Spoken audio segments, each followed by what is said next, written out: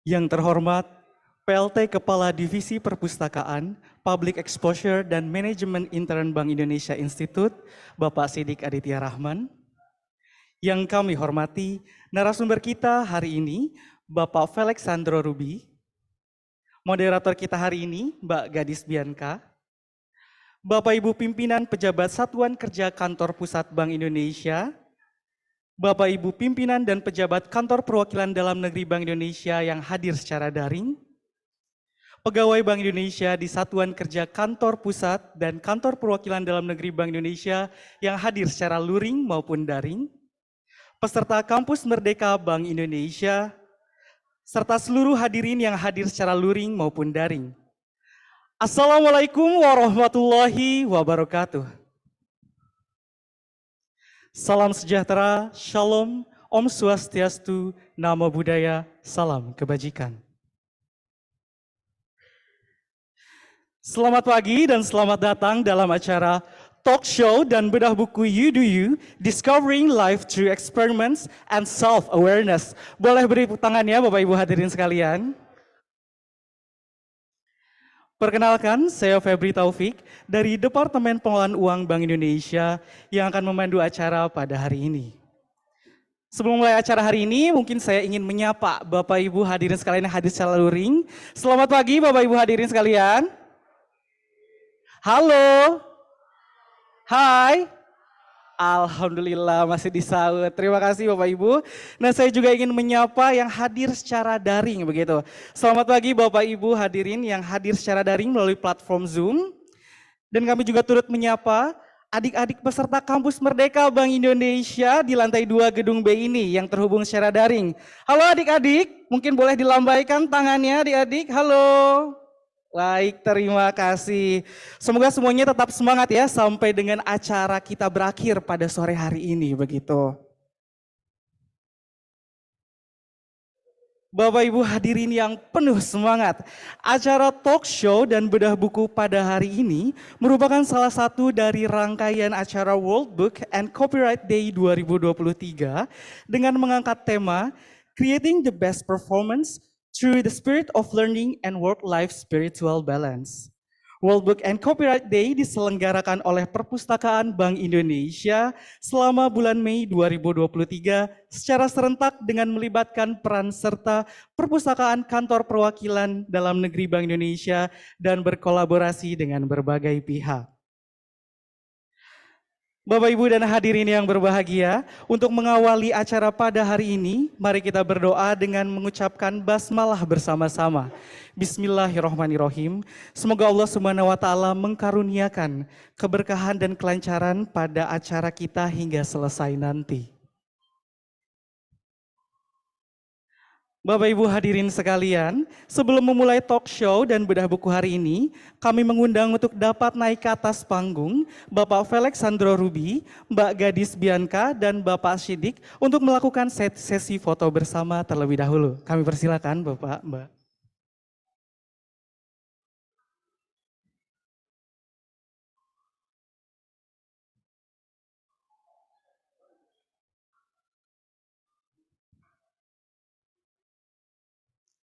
Baik, untuk kameramen sudah siap? Baik, siap. 1. Baik. Untuk kameranya ada di tengah-tengah, Bapak, Mbak. Baik, siap. 1. Mohon maaf, Mbak. Baik, boleh siap. Baik, siap. 1, 2, 3. Boleh sekali lagi berikan senyum terbaiknya Bapak dan Mbak. Siap, 1, 2, 3. Baik, sekali lagi baik. Siap, 1, 2, 3. Baik, terima kasih Bapak Ibu. Kami persilakan untuk dapat kembali ke tempat duduknya masing-masing. Bapak Ibu hadirin yang berbahagia, sebelum memasuki acara utama kita pada hari ini, yaitu bedah buku You Do You, ada yang kira-kira tahu gak hari ini itu hari apa, hari spesial apa? Mungkin tadi di Kahoot juga ada. Ada yang tahu gak? Hari apa? Oh iya, betul Ibu. Hari ini hari pemesanan tiket Coldplay ya untuk War ya. Tapi ada yang lebih spesial di dunia gitu ya, terkenal begitu. Jadi sejalan dengan agenda kita di bulan ini bahwa tanggal 17 Mei, 17 Mei ya Bapak Ibu, bukan 17 Mei 2023, tapi setiap 17 Mei merupakan Hari Buku Nasional. Dengan tujuannya untuk memperingati budaya membaca buku. Nah, jadi sebagai reminder bagi kita semua untuk terus menggali ilmu, salah satunya melalui membaca buku untuk memperlebar dan memperluas jendela wawasan kita. Baik Bapak Ibu hadirin sekalian, selanjutnya kita akan langsung saja masuk ke agenda utama kita, yaitu talk show dan bedah buku You Do You, Discovering Life Through Experience and Self-Awareness, yang akan dipandu langsung oleh moderator kita, yaitu Mbak Gadis Bianca. Mbak Gadis adalah seorang lulusan dari Universitas Indonesia dan meraih gelar Bachelor of Arts in Literature. Melalui kemampuannya, Mbak Gadis berhasil mengukir prestasi Anugerah Pewarta Wisata Indonesia 2018 dari Kementerian Pariwisata melalui episode Journey to Lasem. Sejak 2018 sampai 2020, Mbak Gadis adalah seorang produser program Metro TV, Journey Way to Explore. Dan sampai saat ini, Mbak Gadis aktif menjadi news anchor dan host program Metro TV, salah satunya Selamat Pagi Indonesia, serta aktif menjadi Master of Ceremony dan moderator dalam berbagai acara nasional dan internasional. Langsung saja mari kita sambut Mbak Gadis Bianca.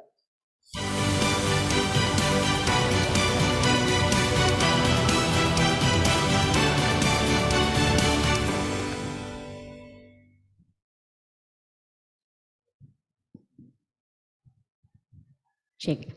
Assalamualaikum warahmatullahi wabarakatuh. Salam, Om Swastiastu, Namo Buddhaya, salam kebajikan. Selamat pagi menjelang siang semuanya, Bapak Ibu sekalian dan juga teman-teman yang tadi juga bergabung dari lantai 2 dan juga teman-teman yang bergabung dari luar, yakni dari dalam jaringan atau dari daring.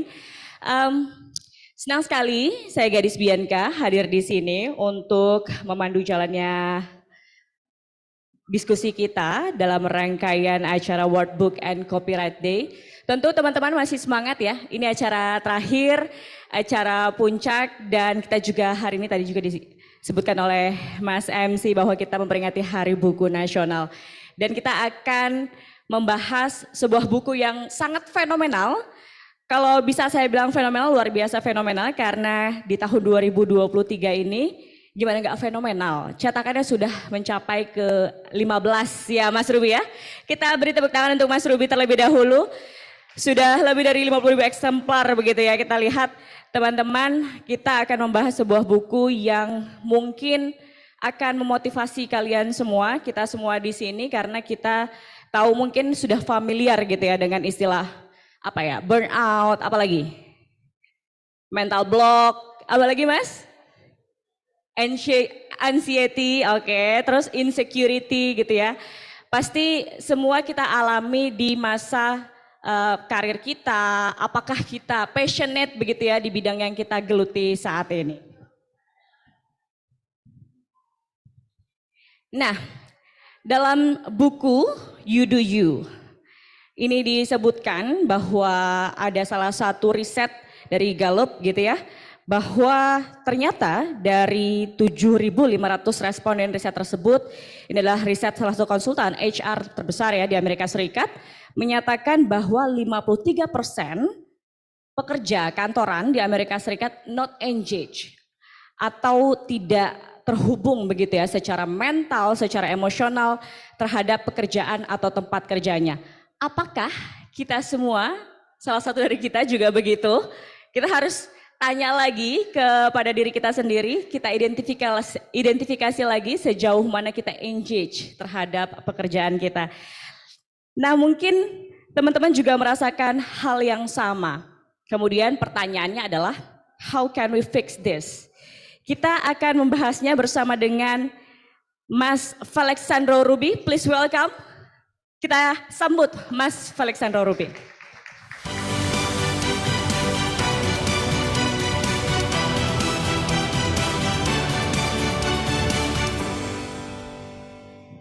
Selamat pagi. Kita beri tepuk tangan untuk Mas Felixandro Ruby. Mas Ruby. Ya. Mas Ruby menulis buku You Do You, Discovering Life Through Experiments and Self-Awareness. Ini buku yang sungguh luar biasa. Dan teman-teman, Mas Ruby ini adalah seorang multi-potentialite. Kalau Mas Ruby bilang ya. Ini seseorang yang ahlinya ini nggak hanya di satu bidang. Ya kan? Betul. Mas betul. Ruby ini seorang entrepreneur, fotografer kuliner, pernah juga menjadi sales marketing. Betul. Pernah dan sekarang fokus di dunia konten kreator dan juga tentu saja penulis. Luar biasa, tepuk tangan sekali. Tepuk tangan sekali lagi untuk Mas Ruby. Thank you. Mas Ruby terima kasih sudah bergabung di sini. Kita mau bahas soal buku Mas Ruby. Pertama yang mau saya tanyakan adalah ketika Mas Ruby menulis soal buku ini. Ya. Buku ini adalah banyak ya sekarang buku yang terkait dengan motivasi gitu ya. Dan kenapa awalnya Mas Ruby ini ingin sekali menulis tentang ini dan apa sebetulnya yang ingin Mas Ruby sampaikan melalui buku You Do You? Kalau lihat judulnya aja nih udah menarik sebenarnya. Iya. Pertanyaan yang sama yang saya tanya ke diri saya juga waktu nulis buku ini gitu. Emangnya nggak cukup ya buku self development di luar sana? Kalau saya main ke toko buku tuh kayaknya udah beratus-ratus buku yang topiknya seperti ini. Lalu daripada saya bertanya kelamaan, saya tipenya yang lebih suka praktek gitu. Mari kita uji langsung ke lapangan. Jadi 2018 saya bikin sebuah akun Instagram baru, ya, yang tadinya saya ngebahas food blogging, saya jadi ngebahas tentang life skills. Oke. Ya, ilmu-ilmu tentang keseharian yang mungkin teman-teman yang usia 20-an bisa belajar. Ya, saya sharing tentang gimana cara mencari passion kita, gimana cara mengatur keuangan kita sebagai anak muda gitu atau yang baru first jobber, second jobber. Lalu saya pikir, topik-topik kayak gini kan dari zaman saya 10-15 tahun yang lalu baru lulus kuliah juga udah dibahas gitu. Ternyata ketika saya buka kolom DM, di mana orang bisa konsultasi sama saya lewat DM, sehari saya bisa ngejawabin 100 DM. Oh, sehari? Sehari, di puncak-puncaknya. Dari yang saya ngetik pakai jempol, sampai udah nggak kuat. Jadi mohon maaf saya pakai voice note aja ya. Jadi buka sesi konsultasi bahkan di Instagram? Di Instagram. Nah 2018 itu saya mulai sampai 2019 akhir. 2 tahun, bayangin.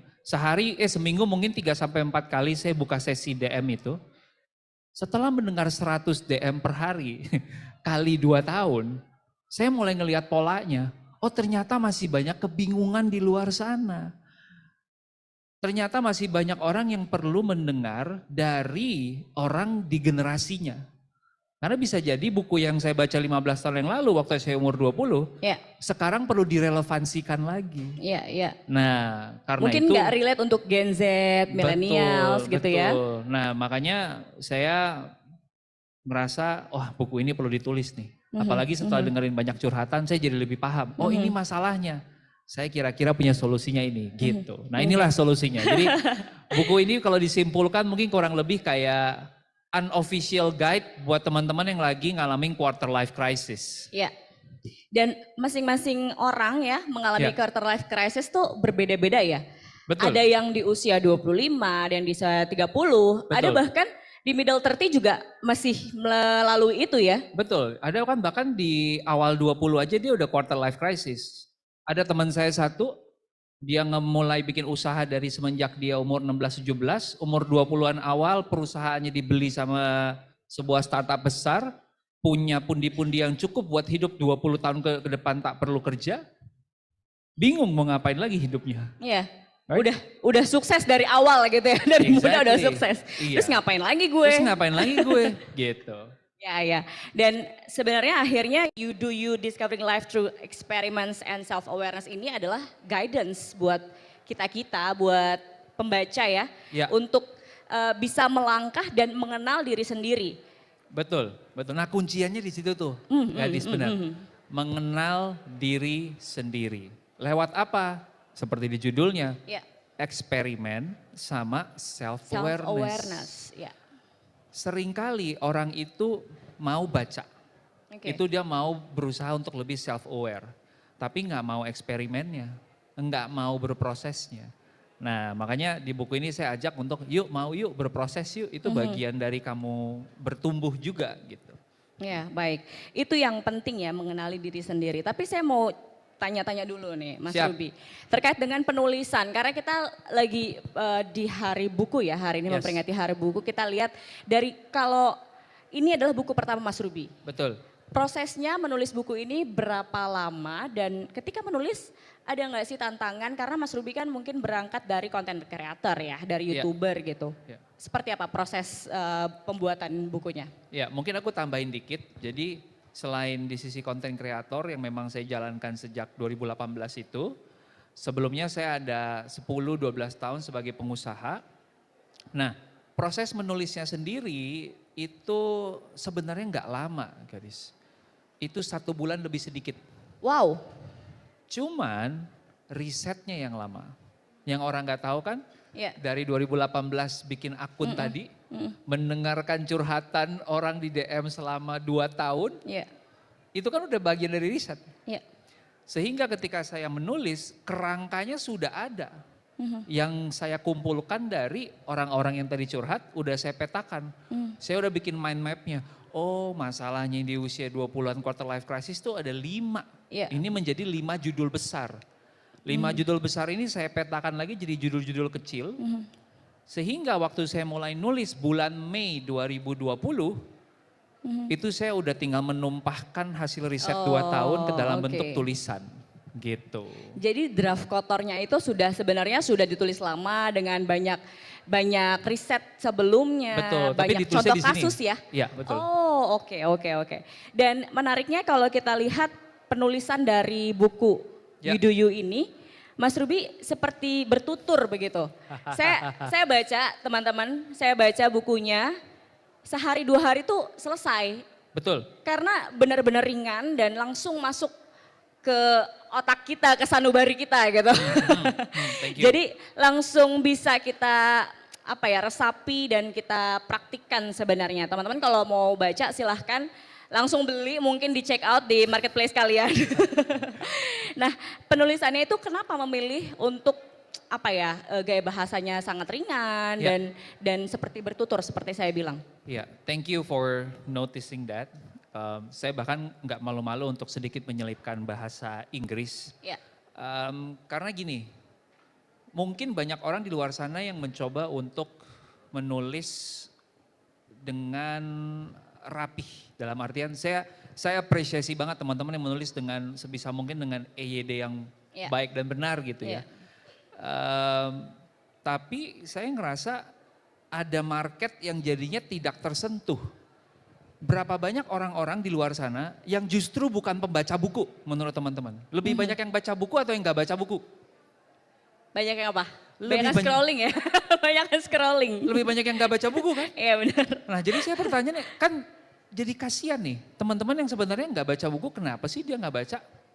Salah satunya menurut saya adalah dia merasa terintimidasi dengan bahasa yang terlalu kompleks. Ya. Dia ngerasa terintimidasi dengan satu chapter yang satu bab aja tuh 50 halaman, 30 halaman. Waduh berat nih gitu. Ya. Yang kedua, saya ngerasa kita juga harus mengkontekskan dengan generasi ini. Oke. Mau dia suka baca buku atau nggak suka baca buku, sadar nggak sadar sosial media udah masuk ke dalam keseharian kita. Iya. Kita Daily udah life kita ya. terbiasa ngelihat video TikTok, 3 detik pertama nggak seru langsung Skip, scroll. scroll. Ya, 3 detik aja loh. Ya. Gimana kalau buka buku yang langsung berhalaman berlembar-lembar dan padat banget dan nggak colorful Ya. dan pembahasannya juga nggak kayak ngomong sehari-hari. Jadi susah kan? Nah, jadi 2 alasan utama saya itu supaya menjangkau lebih banyak orang dan yang kedua mengkontekskan dengan behavior kita sehari-hari yang memang udah lebih seneng yang singkat, padat, tepat.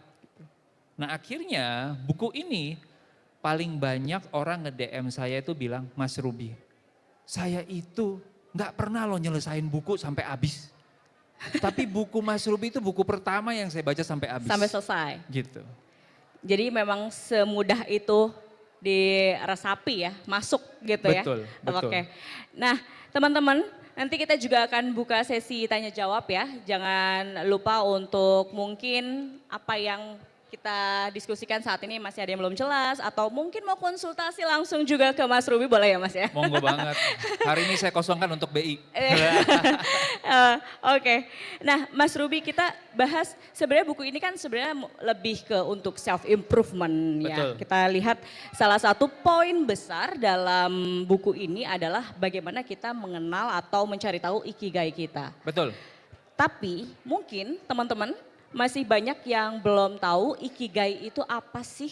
Nah, langsung aja kita tanya ke Mas Ruby, ikigai apa sih Mas? Dan sebetulnya kenapa kita penting mencari tahu apa sih ikigai kita untuk kemudian mendorong dan memaksimalkan potensi yang ada di diri kita? Yes, ini seru banget ngebahas Ikigai karena kalau teman-teman lihat di bukunya, itu saya ada satu bab tersendiri yang ngebahas Ikigai, itu di dalamnya ada sekitar 8 chapter kecil lagi di Iya. dalam Ikigai itu.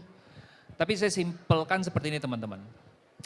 Ikigai itu menjadi semacam pedoman buat kita untuk memudahkan mengambil keputusan, memudahkan untuk semakin mengenal diri kita sendiri. Simpel aja, 4 hal yang perlu kita cari irisannya. Ini banyak banget berhubungan sama karir terutama ya. Ikigai itu adalah irisan dari apa yang kita suka, apa yang kita jago, apa yang dunia butuh, dan apa yang kita bisa dibayar atau di reward dari situ. Seringkali kan zamannya saya dulu, itu kayaknya obrolannya beratnya tuh ke yang kita suka. Harus ngerjain apa yang lu passionate. Ya, passionate. Pokoknya ya. nomor 1 passion. Exactly, seolah-olah kita nggak butuh uang. Padahal kenyataannya sebagai manusia kita punya peran kan ya gadis. Iya. Kalau boleh tahu kamu anak keberapa? Aku anak kedua, Anak kedua, berarti punya kakak, punya adik? punya kakak. Punya kakak, Satu. oke. Berarti secara nggak langsung kamu punya peran sebagai adik dan juga sebagai anak dari orang tua kamu. Betul, betul. Benar kan? Nah, Betul. mau nggak mau peran itu kan harus dijalankan. Iya. Kalau misalkan orang tua sudah masuk usia pensiun berarti secara nggak langsung dia akan sedikit banyak butuh bantuan kita kan. Dan itu kan semua pasti butuh dana. Ya. Nah, Ikigai menawarkan pedoman yang lebih lengkap. Enggak cuma ngelihat apa yang kita suka, tapi kesukaan kita juga harus dibuktikan menjadi sebuah keahlian. Iya, iya. Ya, simpel aja teman-teman. Kalau teman-teman di sini buka perusahaan, mau nggak meng-hire orang yang suka? Misalkan saya suka banget Mas Ruby nulis, pas dites jago nggak? Enggak. Iya, iya, iya. Enggak kan? Harus capable juga. Harus capable juga. Ada standar minimum skill yang perlu dia capai. Betul. Gitu. Nah itu yang kedua. Lalu yang ketiga, dunia juga butuh. Kadang-kadang, bukan kadang-kadang ya. Ini yang saya lihat di sekeliling kita. Dengan begitu cepatnya dunia berubah, setiap dari kita kemungkinan besar harus minimal 1 kali reinvent ourselves. Ya. Minimal 1 kali belajar lagi hal baru untuk upgrade karir kita. Untuk mengejar. Untuk mengejar kecepat-cepatnya Kecepatan, dunia dan ya. berubahnya dunia gitu. Sehingga paling gampang kita udah ditoyor kemarin pas pandemi ya. Betul. Bayangin yang rasanya jadi pilot ya. Itu salah satu karir yang lagi puncak-puncaknya lah ya. Iya, iya. Most wanted itu. Tiba-tiba 99% pesawat parkir selama 3 tahun. Betul. Ngapain dia? Mau jadi apa ya? Mau jadi apa? Yang dia suka, yang dia jago, tiba-tiba dunia nggak butuh. Betul. Mau nggak mau, dia harus cari alternatif kan? Di mana Switching. lagi keahlian saya ini bisa dipakai? Nah, mungkin pada saat itu ada mungkin pilot-pilot yang dia ngerasa bahasa Inggrisnya bagus. Oke. Karena biasanya kalau kita lihat di pesawat pasti harus mengkomunikasi dengan baik. Iya. Mungkin dia juga skill communication dan leadershipnya bagus. Dia bisa ngapain? Dia bisa ngajarin, kasih pelatihan ke orang soal leadership gitu kan. Atau mungkin kita juga tahu ada beberapa pilot yang akhirnya menjadi konten kreator. Ya, banyak. Banyak. Banyak. Gitu kan. Nah itu kan cara kita beradaptasi dengan apa yang dunia butuh. Karena apa yang dunia butuh tuh bisa banget bergeser dan berubah. Ya, ya. Nah baru yang terakhir Bisa nggak kita dapat reward dari situ? Nah ini jadi realistis kan, supaya apa yang kita kerjakan itu semua juga bisa membuat kita berdaya secara finansial. Nah kalau empat-empatnya udah ketemu, wah itu sih udah sweet spot banget dah, hidup lo udah enak banget deh. Enak gitu. banget ya. Kalau udah ketemu empat-empatnya nih, Yes. apa gitu. yang kita sukai, Suka, apa yang jago. kita jago, ahli, terus Dunia juga butuh. apa yang dunia butuh dan kita bisa dibayar. Betul, betul, betul. Dari keempat itu. Ha. Oke. Nah, tapi kan sebetulnya kadang kita merasa ya dalam karir itu banyak sekali hambatan-hambatan yang kita hadapi. Gak usah ada jauh-jauh dari eksternal ya, kadang dari internal sendiri gitu. Kita selalu banyak berpikir ketika misalnya kita mau melakukan ini, tapi kita suka berpikir, orang ngomong apa ya terhadap saya. Kita terlalu memikirkan akhirnya ekspektasi orang terhadap kita. Kita standarnya harus sekian. Akhirnya kita jadi banyak pikiran, kita terlalu, tadi masnya juga bilang insecure ya mas. Terus kita akhirnya jadi mikir dan nggak bergerak maju pada akhirnya. Kalau mengatasi hal-hal seperti itu untuk melampaui hambatan-hambatan apalagi internal ya, seperti apa mas? Yang pertama menurut saya adalah dua sisi jawabannya. Oke. Saya selalu mengajak teman-teman untuk ngelihat apa yang bisa kita kontrol dulu. Karena yang kita nggak bisa punya kontrol, nggak punya kendali, ya emang jauh kan. Kita nggak Iya. bisa menginfluence itu. Apa yang bisa kita kontrol teman-teman dalam case seperti ini? Oke. Nomor satu, kenalin diri kita, kenalin kekuatan kita dan kelemahan kita. Ya, makanya saya paling suka ngambil contoh ini dari contoh stand up comedian. Apa tuh? Teman-teman tahu nggak stand up comedian yang difabel? Oke. Siapa namanya aku lupa. Siapa? Mungkin ada yang tahu? Iya betul, Dani Aditya gitu kan. Yeay. Thank you. Nanti dapat hadiah dari panitia ya? Enggak ya? Nah, bayangin deh, hampir semua stand up comedian itu adalah orang-orang yang paham banget kelebihan dia apa, paham banget kelemahan dia apa. Dan dia udah berdamai dengan keduanya. Iya. Kalau enggak bisa tuh Dani Aditya menertawakan kedifabelan dia. Iya benar. Jadi sebelum orang lain tertawain dia, gue ketawain diri gue sendiri dulu aja. Lumayan jadi duit malah. Iya. Right? Nah itu hal yang sama dengan kita. Ketika kita misalkan di sini ada yang, aduh gue pengen jadi content creator tapi gue takut orang ngomongin apa. Iya. Ya emang waktu lu menjadi content creator, lu membawakan konten apa?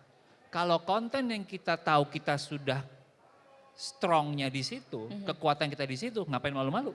Gue emang tahu gue jago. Yang jadi masalah, orang mau jadi content creator, ngebahas hal yang dia nggak paham. Oh oke. Ngebahas hal yang dia sok tahu. Iya. Ngebahas hal yang di luar kompetensinya dia. Makanya menjadi bahan rujak netizen. Netizen. Tapi kalau kita tahu itu kelebihan kita dan strength-nya kita, ngapain malu-malu? Iya. Apalagi itu industrinya kita. Kita udah punya pengalaman lumayan lama di situ. Nah jadi itu menurut saya nomor satu ya. Pahami kekuatan dan kelemahan. Yang menjadi kelemahan dan kita nggak tahu, bilang aja nggak tahu. Iya. Selesai. Ya kan? Ya memang saya nggak paham di situ makanya saya nggak bahas. Itu bukan kompetensi saya. Exactly gitu kan. Nah jadi kalau udah seperti itu nggak perlu malu-malu lagi menurut saya. Oke. Gitu. Oke. Nah, bicara soal bukunya nih Mas. Salah Ya. satu dari bukunya ini mengenal diri sendiri itu sebenarnya juga mengenal kebiasaan juga ya. Ya. Kebiasaan kita untuk bisa jadi disiplin lalu kemudian akhirnya di akhir kita dapatkan adalah kesuksesan tentunya. Betul. Sebenarnya seberapa penting sih disiplin dan juga habit yang harus kita bangun untuk membuat kita menuju apa yang kita mau capai gitu Mas? Yes, oke. Kalau bicara habit, mungkin teman-teman bisa ngulik nanti di bab kelima ya. Di bab kelima itu saya ngebahas tentang growth mindset versus fixed mindset. Gitu. Nah, habit itu atau kebiasaan itu dimulai dari growth mindset. Ini yang bikin beda banget. Orang yang punya fixed mindset itu berpikiran bahwa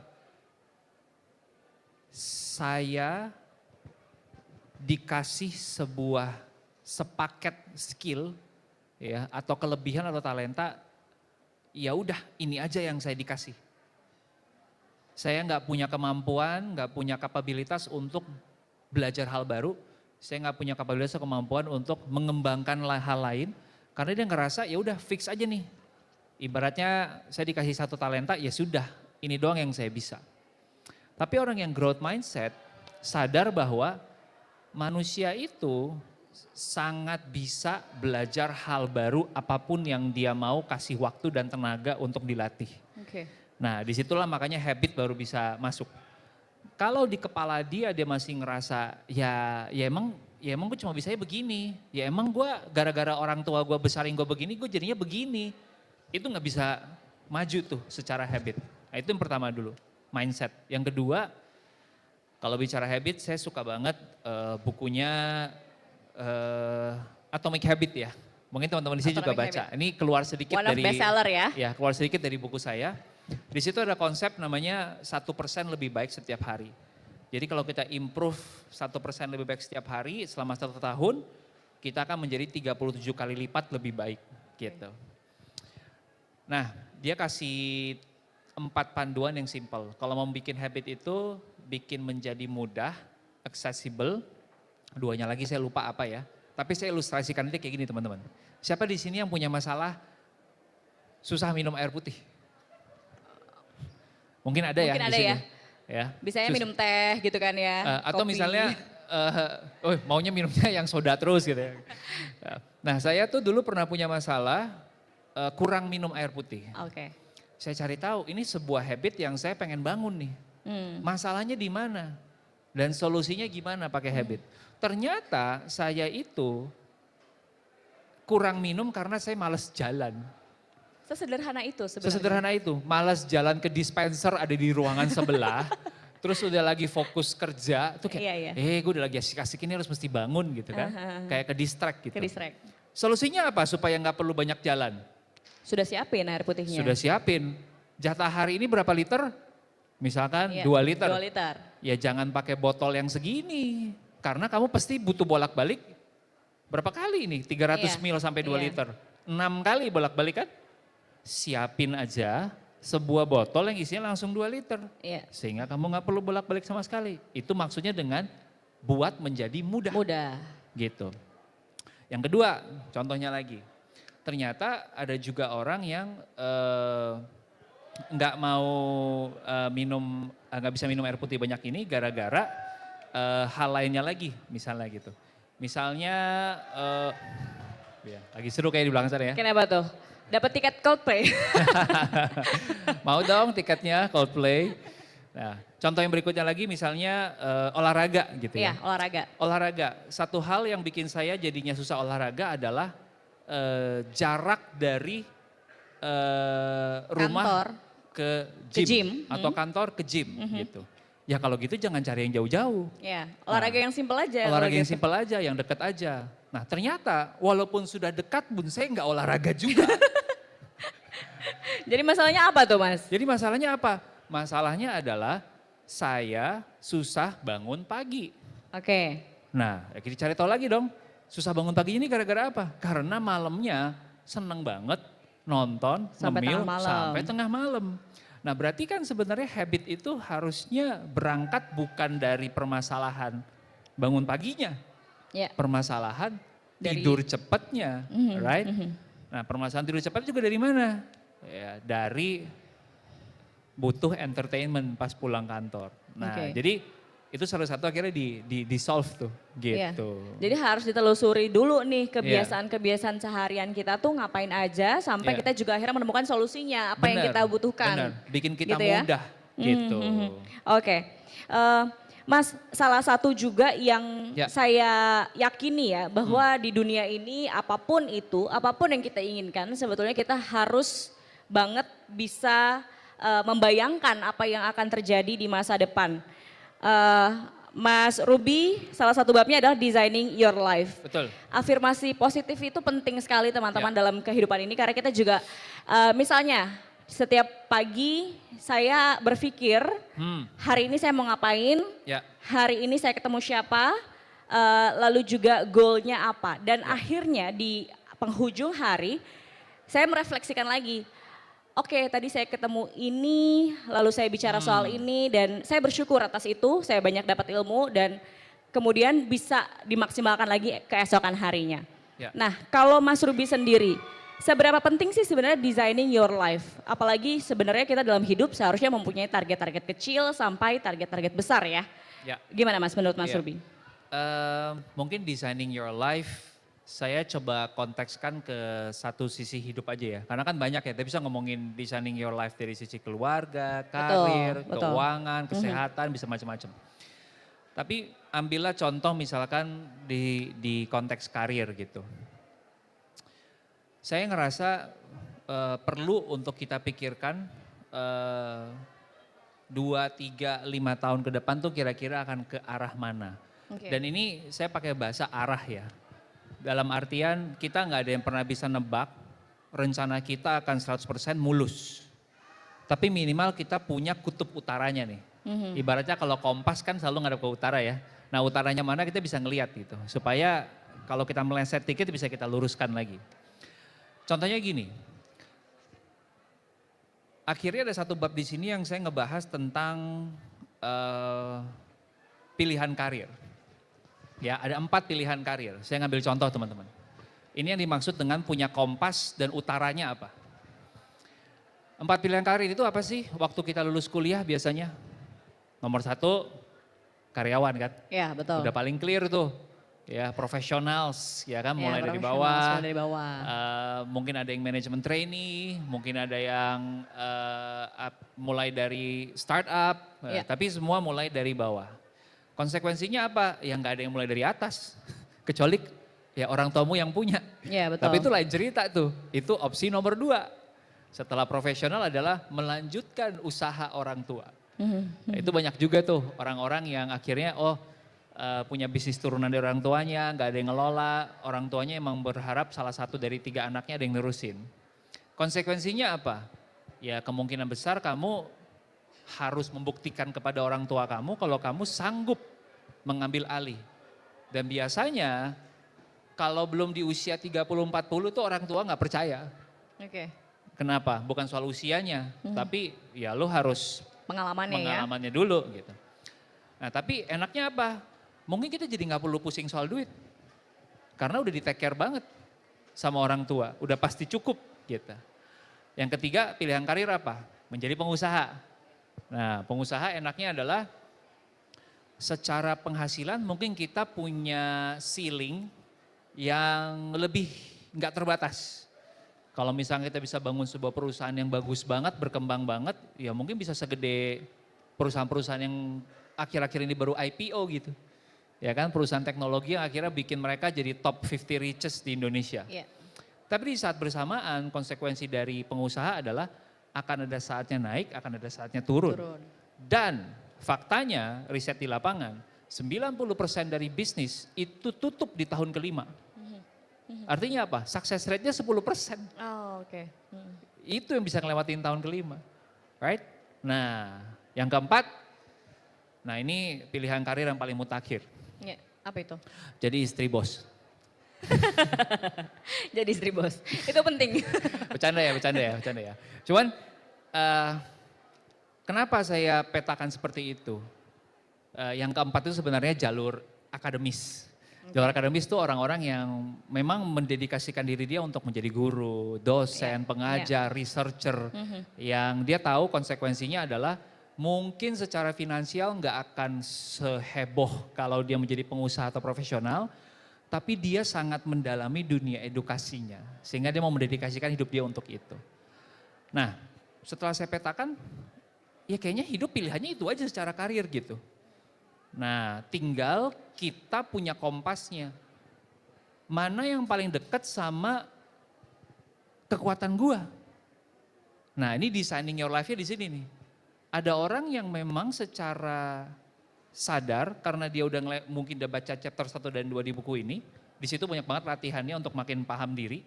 Iya. Oh ternyata setelah gua ngecek emang gua cocoknya ya udah jadi profesional aja. Kenapa? Karena dia tahu ternyata diri dia bukan risk taker. Dia kalau ngambil resiko yang gede banget jadi pengusaha malah nggak bisa tidur nyenyak. Gitu kan kasihan ya. Kaya tapi tahun ke-10 serangan jantung gitu. Jadi sebenarnya semua orang punya peranannya masing-masing ya? Exactly gitu. Nah kalau udah punya kompasnya ya kita nggak perlu geser-geser terlalu jauh gitu. Nah saya menghabiskan waktu 10 tahun nyobain berbagai macam role. Ya. Freelance, full timer jadi employee, bikin usaha sendiri startup, sampai akhirnya bikin usaha yang sekarang saya kerjakan gitu. Nah saya butuh mencoba 9 hal yang berbeda untuk bisa menentukan kompasnya saya, utaranya saya. Makanya tujuan buku ini adalah supaya teman-teman gak usah capek-capek lagi tuh. Menguji 9 hal yang berbeda gitu.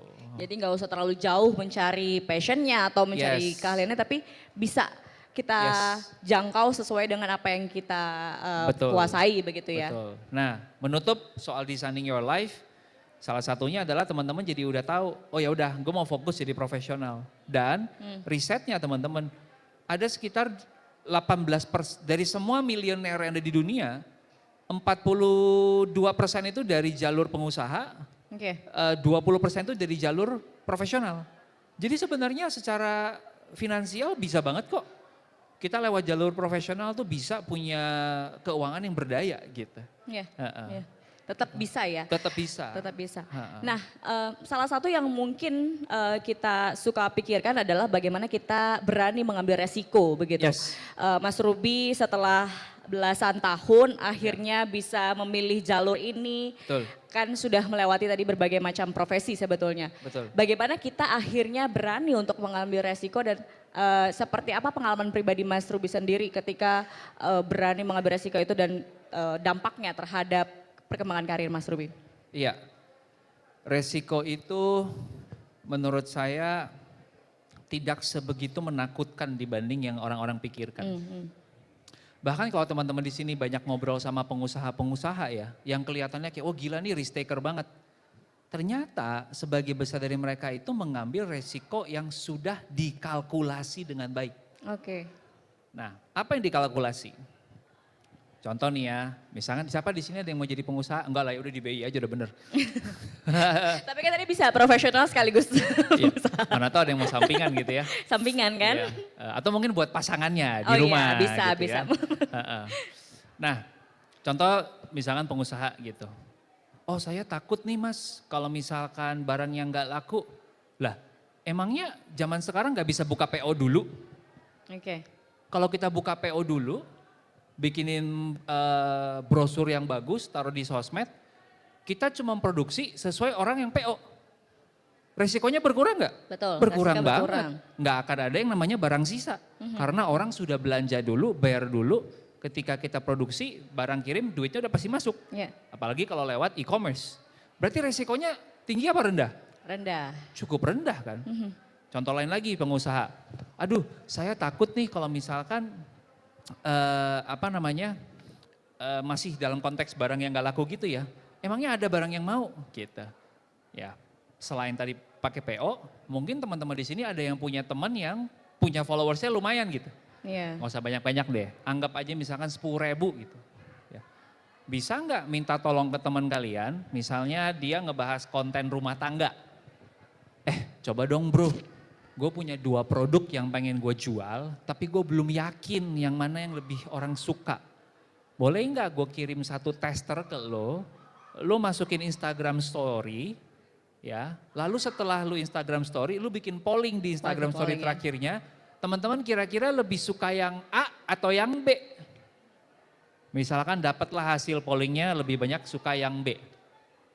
Itu sudah afirmasi bukan? Iya. Kalau kita mendingan produksi yang B daripada produksi yang A. Resiko tinggi nggak?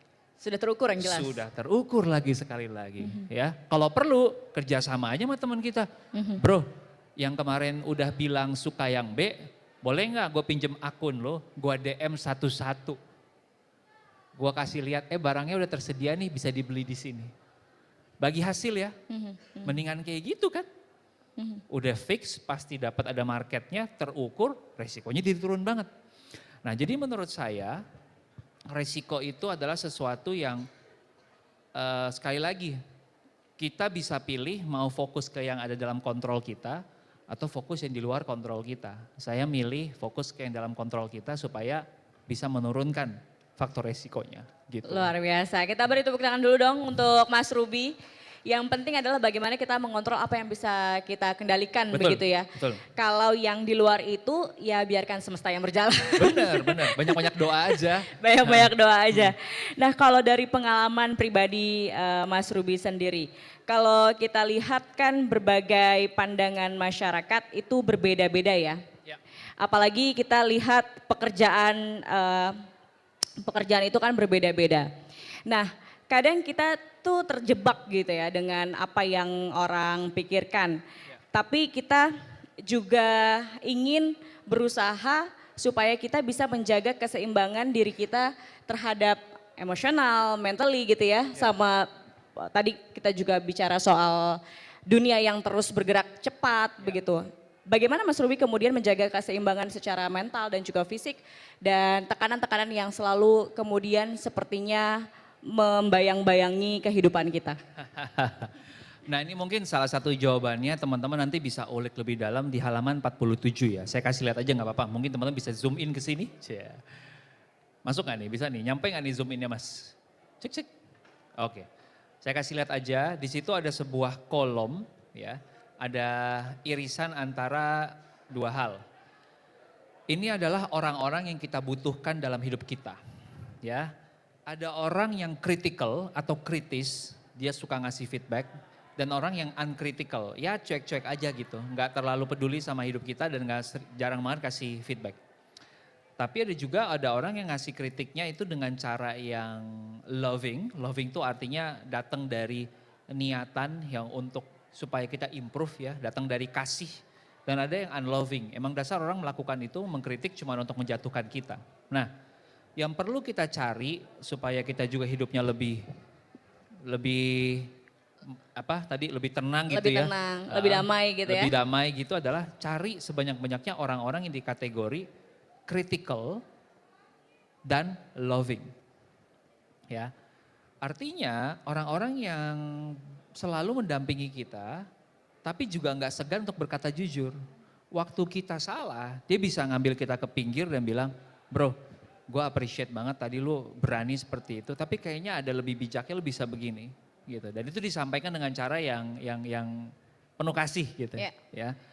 Yang perlu dikurang-kurangin adalah orang-orang yang uncritical and unloving. Ya, atau critical dan unloving. Critical dan unloving tuh kayak gini. Ya. Orang-orang yang kritis dengan hidup kita, banyak komentarnya gitu ya, banyak memberikan feedback, tapi disampaikan dengan cara-cara yang kasar, keras, yang akhirnya bikin kita jadi down, bikin kita jadi anxious gitu. Nah ini mungkin sering terjadi dalam konteks kerja, karena mungkin kita hari ini karir ya, adalah kalau kita punya rekan kerja yang toksik. Nah sering tuh. Itu ya. Nah lu yang uncritical dan unloving. Nah, tahu dong uncritical dan unloving itu siapa? Buka aja Twitter. Netizen. Setiap hari ada itu orangnya di situ ya. Netizen yang selalu emang, komentar. Bener, yang emang hobinya adalah ngerujak aja gitu. Udah gak kenal, gak tahu apa-apa, gak baca sampai tuntas, tapi bawel duluan gitu. Itu teman-teman. Jadi banyak-banyakin orang-orang yang critical and loving, kalau bisa hindarin tuh mereka yang critical and unloving. Uncritical dan unloving. Ya. Jadi memang kita harus sebetulnya menjaga inner circle kita ya. Betul. Supaya membangun situasi yang positif juga untuk hari-hari kita gitu ya. Dan kita juga untuk self improvement kita lebih baik lagi. Betul, ya. Dan orang-orang yang critical dan loving ini kita butuh. Justru saya malah lebih suka orang yang bisa jujur apa adanya. Karena kalau enggak, ego kita makin dikasih makan tuh bahaya. Apalagi kalau di situasi saya gitu ya. Wih bukunya udah mega bestseller, gampang banget nih. Cepet terbang gitu, berasa kayak udah hebat banget gitu. Padahal sebenarnya mah ya saya juga manusia yang punya banyak kekurangan dan salah-salahnya juga gitu. Nah ini butuh orang-orang yang circle dekat yang mengingatkan kita gitu. Oke. Kita lagi bicara soal relationship ya Mas ya. Yes. Kalau bicara soal relationship, mungkin di karir kita bahas soal networking. Yes. Betapa pentingnya kita menjaga networking kita karena itu juga akan berpengaruh terhadap kelancaran juga karir kita atau di Ya. masa depan kita butuh bantuan seperti Ya. itu ya Mas ya. Ya.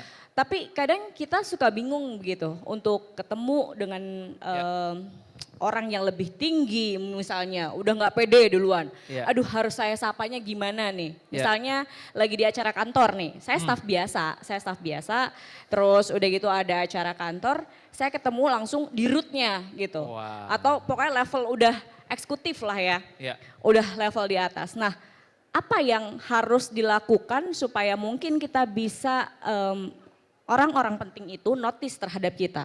Ajak selfie. Ajak selfie sih paling gampang sebenarnya. Tapi gimana Mas? Atau Mas Ruby punya pengalaman untuk ketemu orang hebat, orang penting sampai akhirnya Mas Ruby dinotis dan akhirnya berhubungan baik? Ya, jujur ya teman-teman, sampai sekarang pun saya juga masih kadang-kadang rasa nggak pede itu ada, gitu. Makanya saya bikin podcast. Jadi di podcast saya itu sekarang sudah 120 episode, menghadirkan sosok-sosok yang menurut saya jauh lebih dikenal lah sama masyarakat. Kita ngobrol sama CEO, tech startup founders yang udah diinvest puluhan juta dolar. Kita bicara sama orang yang pengalaman hidupnya udah 20-30 tahun di satu bidang yang dia jago banget. Kalau saya sebut nama mungkin beberapa kali boleh ya biar teman-teman tahu konteksnya. Misalkan foundersnya Bukalapak, Mas Ahmad Zaki. Misalkan foundersnya Halodoc, Jonathan, itu juga kita ngobrol. Mbak Najwa Shihab kita ngobrol. Waktu saya ketemu, ya saya juga starstruck gitu. Ya bengong dulu aja bentar. Gila nih orang keren banget gitu kan. Mungkin cara paling basic untuk men-tone down perasaan itu adalah kita sampaikan apa adanya. Jadi saya ingat banget waktu itu saya ketemu sama Gary V. Ini seorang pengusaha dari Amerika yang saya udah ngefans banget. Saya termasuk dalam salah satu dari 3 orang yang masuk di geng penjemputan Gary V di airport. Pertama kali ketemu dia saya juga sama gak bisa ngomong, tapi saya udah latihan dulu. Apa yang saya pengen ngomong. Supaya menenangkan diri. Langsung saya ngomong, "Hai Gary, nama saya Ruby, gue udah kenal konten lu dari semenjak 2000 sekian. Awalnya gue benci sama lu. Karena apa yang lu ngomong, itu pedes banget rasanya. Jujur banget ya Mas ya? Hah? Jujur, sejujur itu gitu. Karena orang-orang besar itu mereka bisa ngerasain vibe-nya kita real apa enggak, tulus apa enggak. Ya. Sekedar mau ngejilat atau memang dia lagi nyampein sesuatu dari hati gitu. Nah, jadi saya coba latih apa yang memang saya pengen nyampein dari hati. Lalu saya bilang, tapi setelah saya nggak konsumsi konten lo sekitar berapa bulan, tiba-tiba konten lo yang lain muncul lagi di sosial media gua. Dan nggak tahu kenapa, di situ gue mulai ngerasa, iya ada benernya nih orang. Lalu semakin gue konsumsi lagi dan gue praktekin dalam hidup, iya ini orang bukan cuma sedikit benernya, banyak ya benernya. Sampai akhirnya ada satu konten yang ngubah hidup saya. Saya bikin podcast ya gara-gara dia. Kalau nggak ada dia, saya nggak bisa duduk sama orang-orang terkenal tadi. Nah akhirnya saya bilang seperti itu sama dia apa adanya. Dan semenjak saya ngomong kayak gitu, dia langsung peluk dan bilang, I feel you bro. Thanks udah ngomong itu ke gua. Itu yang gua butuh juga. Karena yang dia coba lakukan itu adalah membagikan kebaikan sebanyak mungkin. Dia juga pengen denger dampaknya gimana. Ketika dia dapat dampaknya, wah dia happy banget. Gitu. Somehow dia pengen denger the truth ya. Exactly. Gitu. Nah jadi satu yang menurut saya bisa dipraktekkan adalah teman-teman latih 30 detik apa yang pengen lo ngomongin. Apa adanya, bukan basa-basi yang benar-benar datang dari hati. Setelah itu disampaikan, itu level anxiety-nya turun banget. Karena kayak ada sesuatu yang udah dilepaskan gitu. Gitu. Practice make perfect pasti Practice make perfect. Itu juga yang saya lakukan waktu ketemu sama Mbak Najwa, Iya. ketemu sama Mas Zaki dan lain-lainnya gitu. Gitu sih. Baik, oke.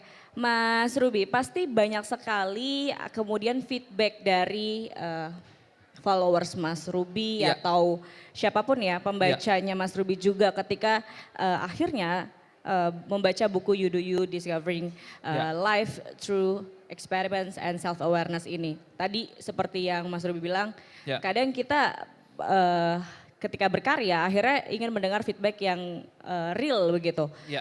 Apa yang Mas Ruby dapatkan setelah akhirnya melahirkan buku You Do You ini? Saya mulai dari feedback yang negatif dulu ya.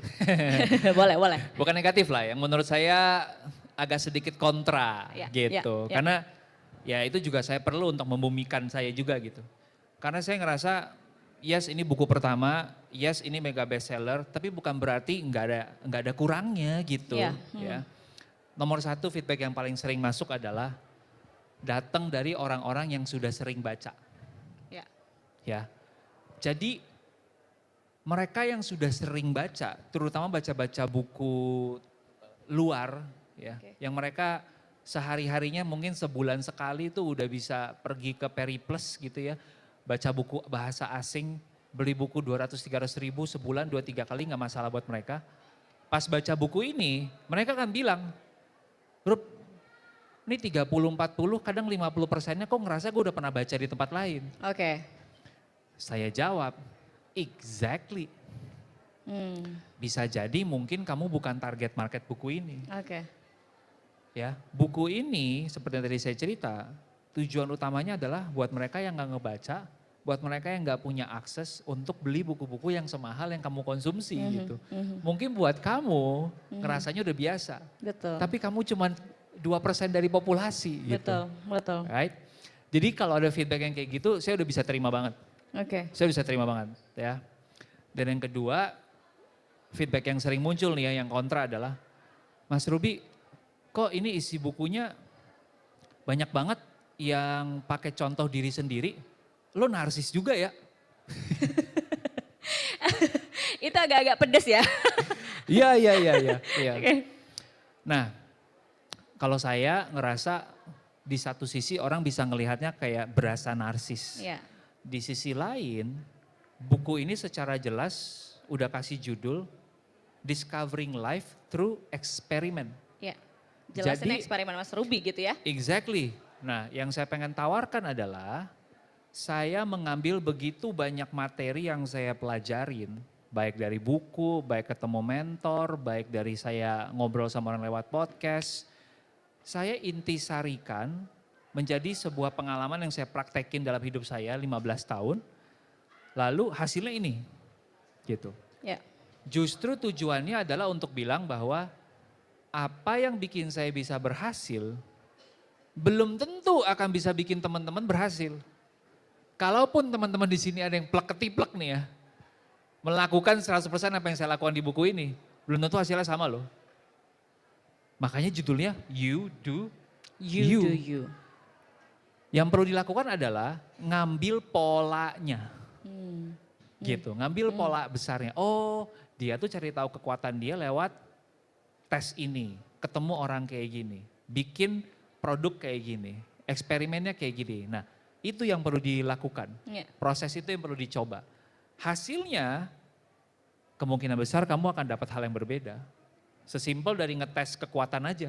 Saya kasih contoh di bab 1 ada 3 atau 4 tes strength yang bisa dilakukan. Udah pasti hasilnya kamu dan saya berbeda. Iya dong. Gitu. Iya. Ya kan? Nah, itu menurut saya. Nah, jadi feedback mungkin itu yang saya rasa perlu diangkat justru dari sisi kontranya. Gitu. Pada akhirnya trial and error ya. Untuk kita mencoba sesuatu dan kalau tadi Mas Ruby bilang, saya setuju Mas Ruby mungkin dengan salah satu pembacanya Mas Ruby juga bahwa ini adalah buku compiling gitu ya. Maksudnya ini adalah kayak ringkasan untuk mereka-mereka yang mungkin tidak bisa atau tidak sanggup baca-baca buku jelimet gitu ya. Yes. Ini sangat-sangat mudah untuk kita maknai gitu.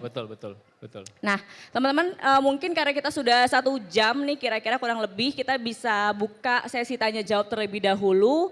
Boleh di sini ada yang mau tanya atau teman-teman di lantai 2 kita sapa juga masih bergabung ya. Dan juga teman-teman yang bergabung melalui daring. Silahkan, ada yang mau bertanya? Mas, boleh. Silahkan namanya, dari mana, dan pertanyaannya untuk Mas Ruby. Halo Mas Ruby. Halo.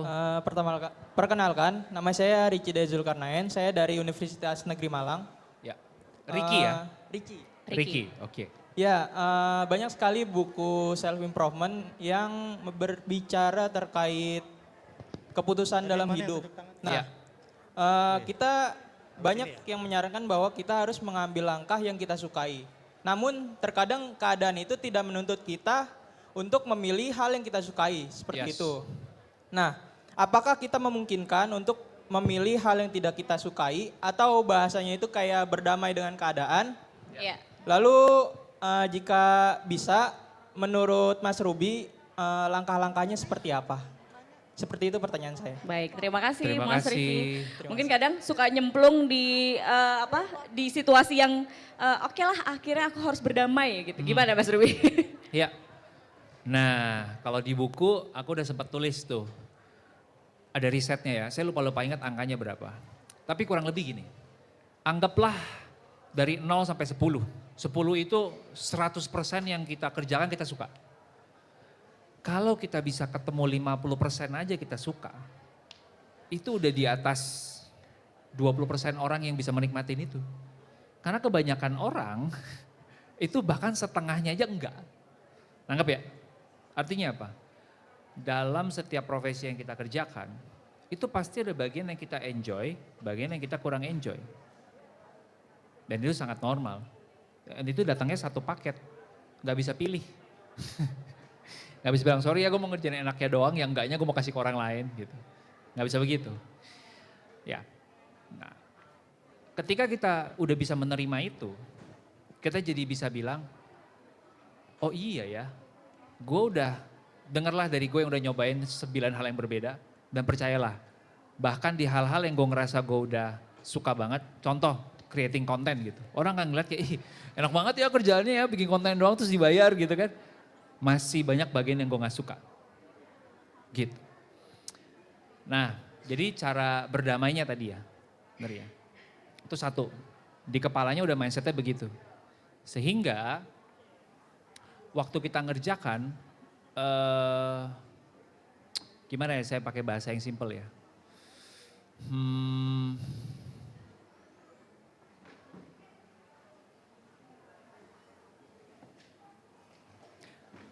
Waktu kita kerjakan, dalam prosesnya kita bisa milih untuk fokus ke yang kita enjoy.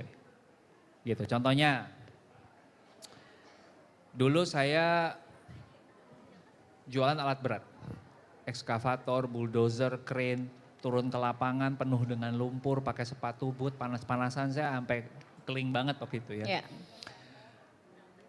Saya suka nggak bagian itunya? Kayaknya enggak deh.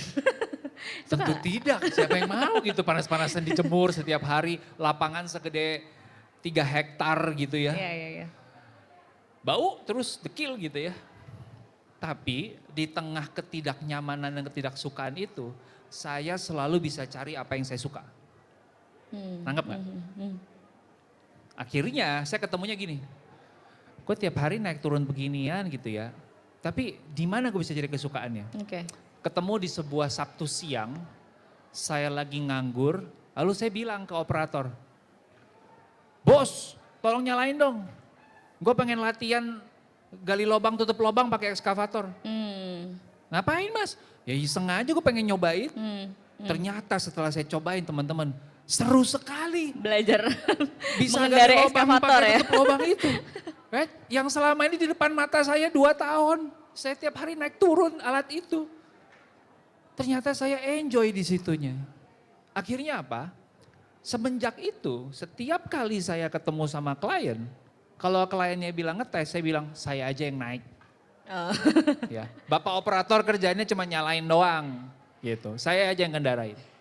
Tapi semenjak saya bisa ngendarain, turun dari ekskavator, saya bisa bilang ke customer saya, Bu, tadi kan ibu lihat nih ekskavator ya, ada 2. Yang pertama, itu tuh galiannya tuh kenceng banget, kuat, bagus. Tapi Bu, kaki-kakinya tuh rantai di bawahnya udah aus.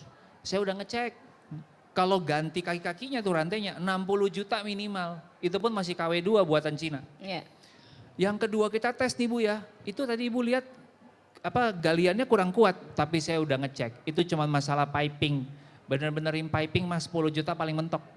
Nah, kalau ada 2 sales, yang satu ngendarain, lalu ngomong kayak gitu ke customer, yang satu nggak ngendarain, cuman baca dari kertas, customer lebih percaya siapa?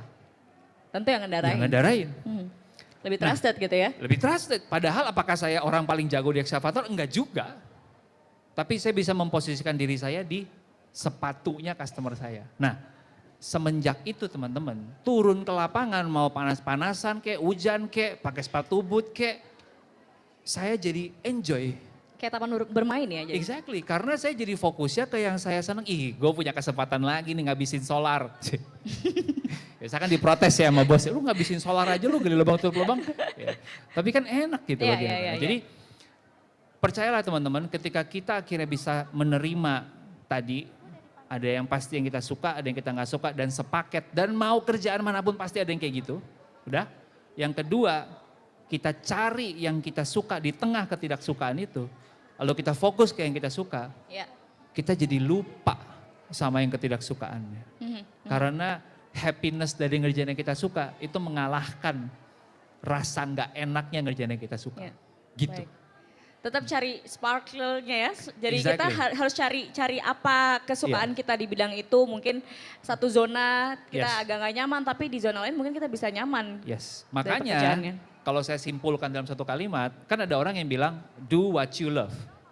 Itu benar. Kalau orang-orang yang beruntung dari awal langsung ketemu apa yang dia suka. Betul. Tapi kalau enggak, love what you do. Love what you do. Bisa jadi selama ini ada yang lu suka tapi lu belum ketemu. Kalau dicari pasti ada. Gitu. Ya mudah-mudahan ya. Terima kasih Mas Ruby, terima kasih Mas Riki sudah bertanya. Sudah terjawab ya Mas ya. Oke, kemudian pertanyaan selanjutnya silakan dari siapa Mbak? Halo, ya. Terima kasih atas kesempatannya. Perkenalkan, saya Bina dari Departemen Statistik.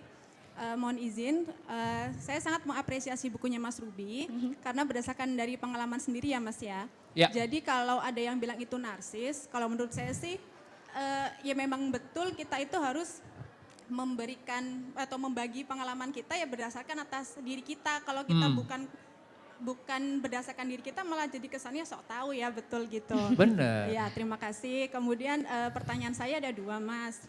Berdasarkan pengalaman Mas Ruby, barangkali pernah ketika kita tuh sudah berusaha mencari 4 irisan dari profesionalism, dari passion, dari keahlian kita, dan satu lagi dari apa yang dunia butuhkan. Kita udah ngerasa udah 100% giving all we can do gitu ya.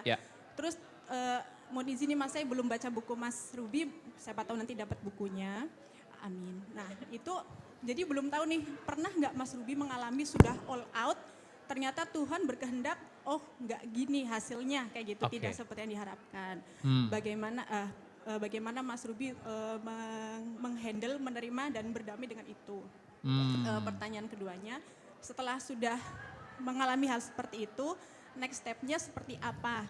Apakah masih harus ambisius lagi atau ada sisi di mana kita harus menyerahkan separohnya ke Tuhan gitu ya. Bagaimana Mas Ruby itu batasan antara ambisiusnya kita dengan batasan di mana kita menyerahkan hasilnya kepada Tuhan. Begitu Mas Ruby, terima kasih atas kesempatannya. Baik. Terima kasih Mbak, siapa Mbak namanya tadi? Bina. Mbak Bina. Bina. Terima kasih Mbak Bina. Oke Mas Ruby, kalau bisa disimpulkan pertanyaan Mbak Bina adalah gimana kalau misalnya kita menghadapi kegagalan ya, karena udah berusaha semaksimal mungkin tapi hasilnya nggak sesuai apa ekspektasi kita. Lalu pertanyaan keduanya, kapan kita akhirnya menyerah dengan ambisi kita atau dan kita melewatinya dengan rencana lain atau kita terus kejar? Bagaimana Mas Ruby? Mungkin saya coba jawab cepat dulu ya Mbak Bina, semoga bisa ada waktu buat pertanyaan lain juga jadinya. Kalau mau jawaban lengkapnya, cari buku judulnya How to Quit. How to Quit. Iya, kapan saatnya saya keluar. kapan saya saatnya bilang selesai. Gitu. Oke. Itu ada bukunya yang nulis Annie Duke, Duke. Annie ya. Duke. Bisa dicari. Tapi jawaban cepat saya gini, ada dua yang bisa kita pakai. Pertama, orang-orang yang berhasil di bidang yang sedang kita upayakan, biasanya sudah punya polanya yang bisa kita jadikan acuan.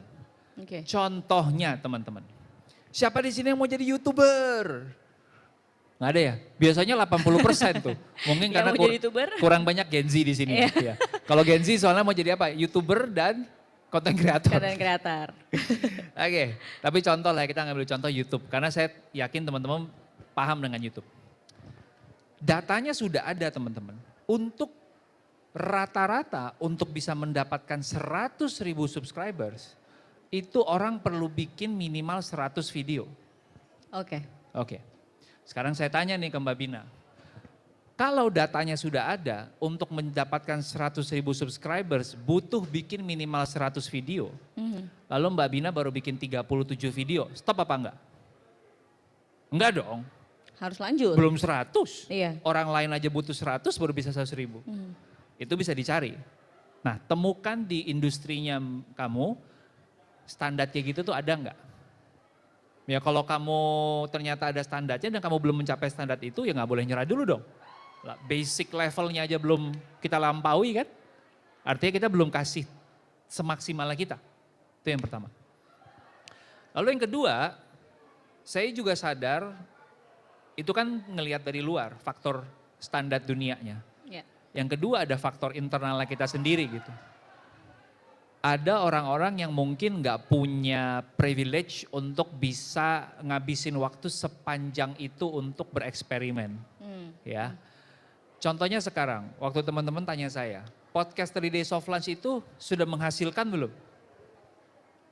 Jawabannya? Jawabannya, ya Belum. saya udah bertanya seperti itu, berarti teman-teman tahu dong ya. Jawabannya adalah, saya dan host saya adalah orang terakhir yang dibayar. Setelah semua biaya-biaya punya tim segala macam. Jawabannya belum. Right? Belum cukup untuk kita bisa sustain jangka panjang. Tapi saya tetap lakuin kenapa? Karena saya bisa subsidize dari bisnis saya yang lain. Betul. Gitu. Oke, tapi nggak semua orang bisa kayak gitu. Sehingga faktor keduanya adalah kita sendiri yang tentuin. Ya. Ya, kita sendiri yang tentuin. Saya sanggup memberikan yang terbaiknya saya selama berapa tahun? 2 tahun, 3 tahun. Oke. Kalau saya udah kasih yang terbaik selama 3 tahun karena itu sanggupnya saya, lalu tidak terjadi apa-apa, berarti ya memang bukan pintu saya di situ. Saatnya saya untuk beralih ke yang lain. Dan ketika saya cek ini ke teman-teman saya yang lain, banyak banget yang bilang hal yang serupa. Rup, contohnya, saya sebut deh Will Goss, William Gozali, teman-teman tahu ya, chef yang pernah masuk menang di Master Chef. Waktu dia mau bikin YouTube channel dia bilang gini, Rup, gua udah kayak bikin janji ke diri sendiri, gua akan kasih yang terbaiknya gua untuk YouTube channel ini. Bahkan dia pakai duit dia sendiri, 200 juta yang dia punya, untuk sewa apartemen, renovasi Studio, dapurnya supaya jadi studio syuting yang bagus. Gue akan kasih waktu 2 tahun. Kalau gue udah keluarin 200 juta dan 2 tahun ini tidak jadi apa-apa, yang penting gue tahu gue udah kasih yang terbaik dan gue bisa tidur nyenyak dan bilang emang bukan jalannya gue. Ya. Karena gue udah kasih yang terbaik. Oke. Nah itu teman-teman, yang susah kan begini ya. Kita ngasih niat dan effortnya setengah-setengah. Padahal tahu waktu kita cuma 2 tahun. Baik. Pas 2 tahun jadi selesai, kita mereview diri sendiri. Iya ya, sebenarnya gue masih bisa kasih usaha lebih. Nah, jadi nggak bisa berdamai kan. Nah jadi 2 itu mungkin yang saya saranin. Jadi kayak mikir lagi, ngapain aja gue belakangan ini? Ngapain lagi ya kemarin gue? Ya, padahal kan yang mahal waktu kita ya. Betul. Gitu. Nah, jadi yang paling penting adalah membuat standar dan target ya. Betul, standarnya itu yang kita capai dan pakai metranya kita sendiri juga, kita sanggup bertahan berapa lama, gitu. Oke, baik. Semoga menjawab ya Mbak Bina.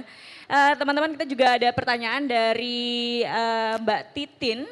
Ini teman dari KPW BI Kalimantan Barat bergabung bersama kita melalui daring. Halo Mbak Titi. Halo Mbak Titi. Kita sapa dulu ya Mbak Titin ya.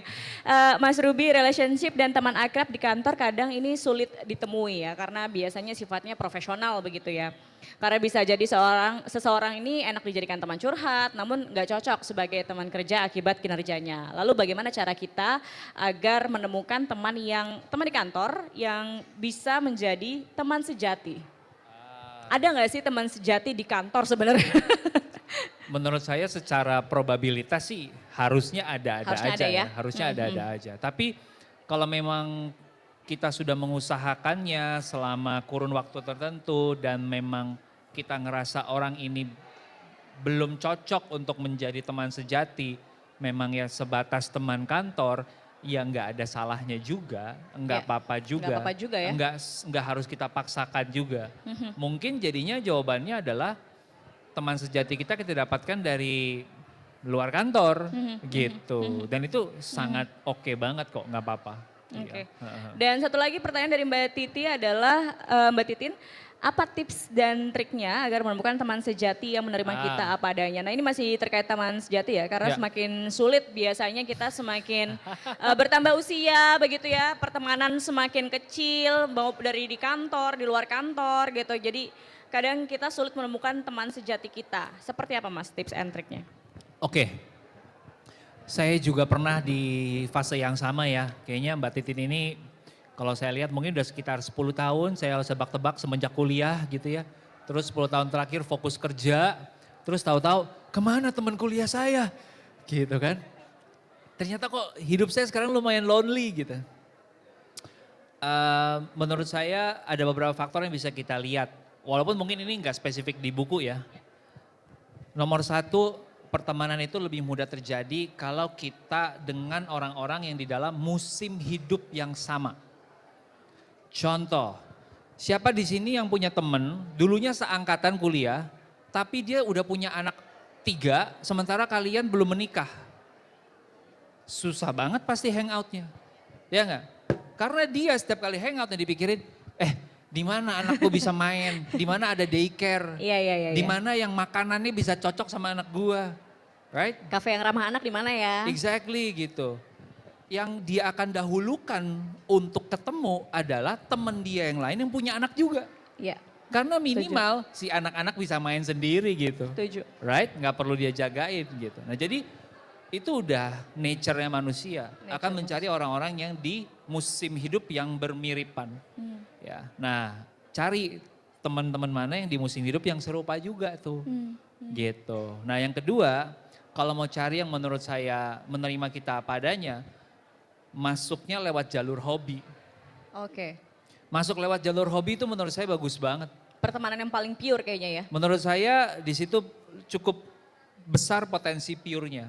Karena kita ditemukan oleh kesukaan yang sama. Contoh, saya punya seorang teman. Dia itu selama beberapa tahun ya, 4-5 tahun tuh mencari-cari hobi yang dia bisa ketemu teman sejati kayak gini juga gitu. Ya. Dia seorang kontraktor gitu ya. Apakah kontraktornya dalam skala yang besar banget? Enggak juga. Rumahan gitu ya. Dia pertama nyari olahraga seperti basket, tenis, gitu. Tapi nggak ketemu. Dia coba lagi yang lain, sepeda. Pada masa itu lagi rame sepeda Brompton, Ya. right? Dia coba, mulai ada ketemu, tapi belum asik-asik banget. Akhirnya ketemu yang benar-benar dia rasa klop adalah ketika di sepeda juga, tapi road bike. Oke. Sepeda yang ya teman-teman tau lah ya, yang udah kayak level Balapan ya? balapan gitu, udah pakai kaos Helmet yang dan proper, ya, sepatunya betul, juga sepatu bajunya. yang buat sepedaan, model duduknya udah yang begini kalau lagi racing gitu ya. Nah ternyata di situ dia ketemu orang-orang yang butuh temen untuk sepedaan Jakarta-Bandung pulang pergi. Mereka ketemu karena apa? Bukan karena lu kerjanya apa, lu profesinya apa, enggak. Gua butuh temen yang bareng-bareng, ayo kita mau challenge diri kita sendiri, kita bisa ngalahin trek Jakarta-Bandung. That's it. Nah dari situ akhirnya punya efek samping gak langsung. Berangkat dari kesukaan yang sama, enjoyment yang sama, gak pernah terlalu detail ngomongin profesi. Cuma ngomonginnya sepeda aja tuh. Ya. Tiba-tiba suatu hari dia ditanya, bro emang lo kerjaannya apa sih? Oh iya gue kontraktor. Oh kontraktor, gue lagi mau renov rumah. Jadi Baru bonus. peluang muncul. Jadi bonus. Iya, bonus. Ya kan? Nah itu enaknya seperti itu ya.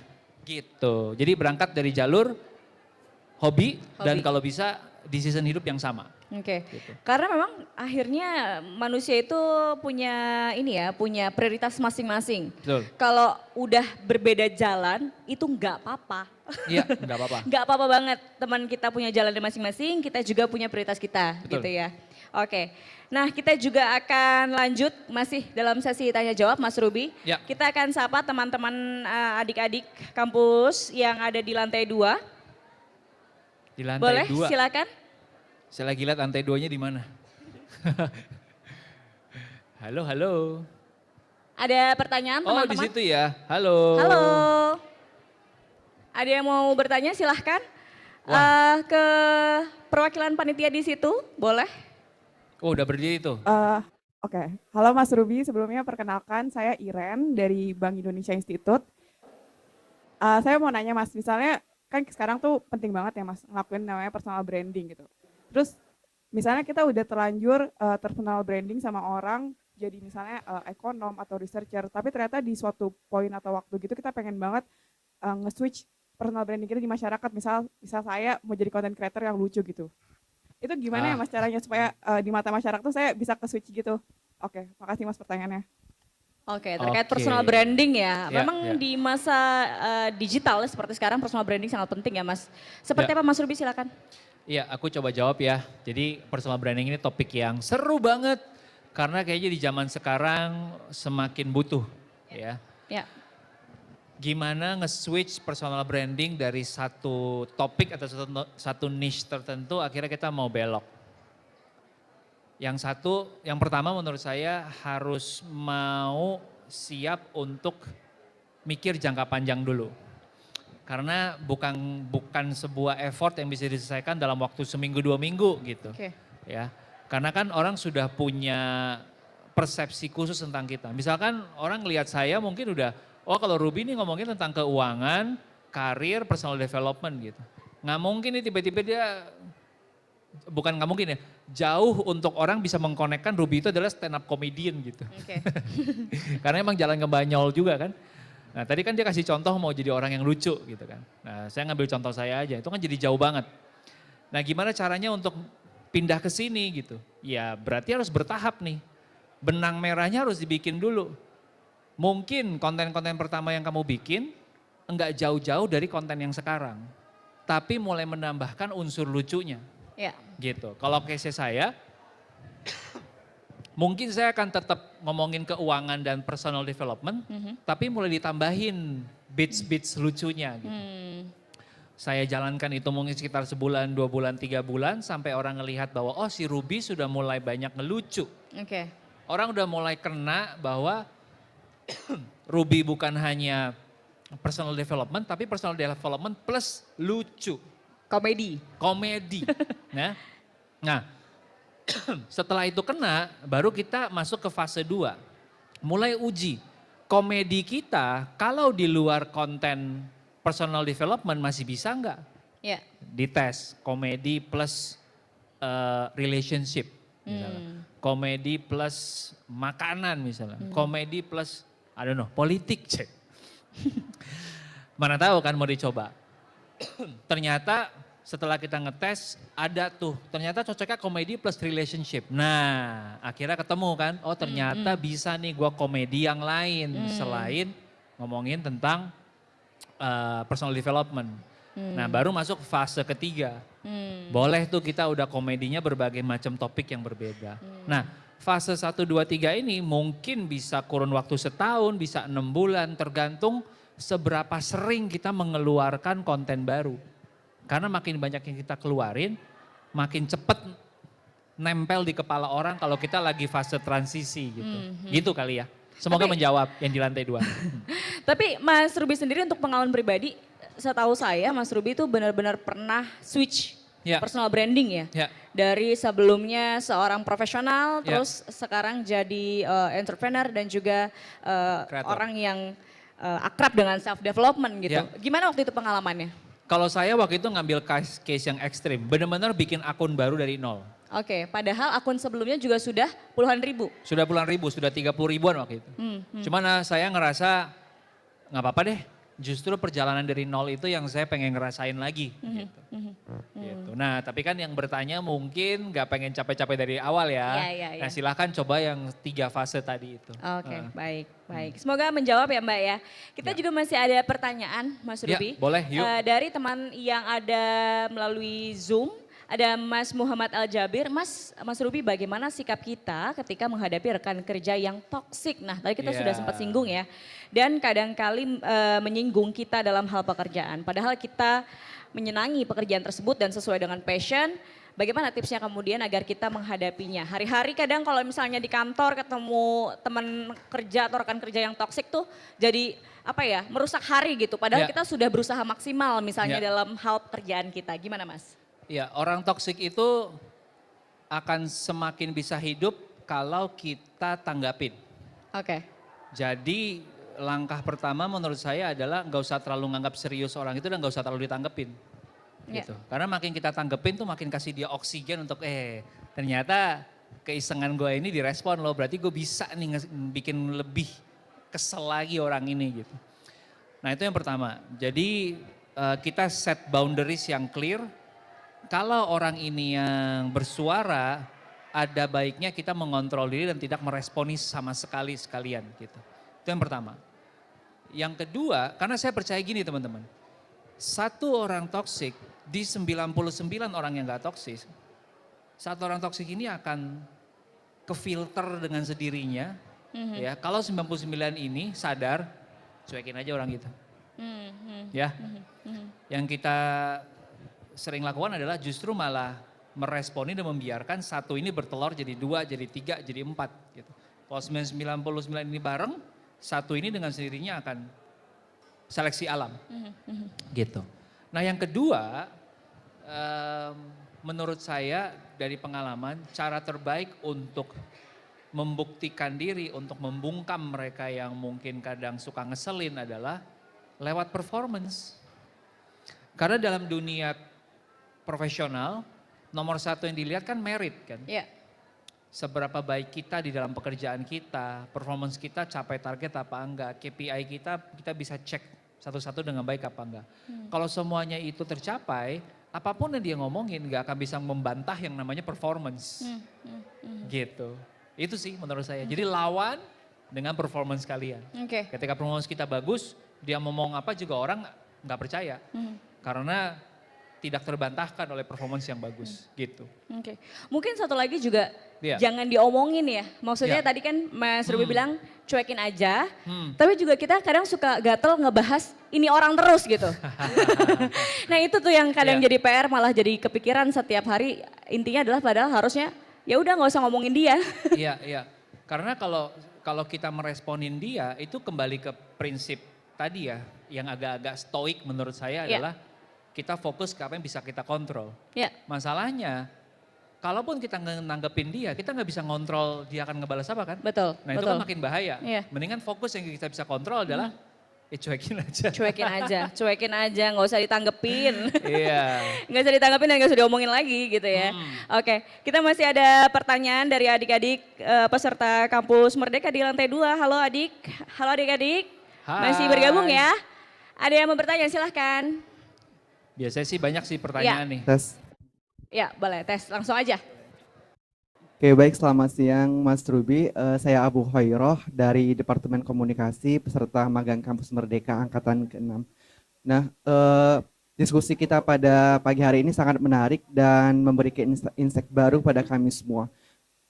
Pertanyaannya, kami ini dari generasi Z gitu ya, yang bisa dikenal dan bisa banyak orang bilang generasi Z itu yang mudah baperan, tidak konsisten, dan kadang sedih tersendiri gitu. Bahkan dikenal sebagai generasi strawberry gitu Mas.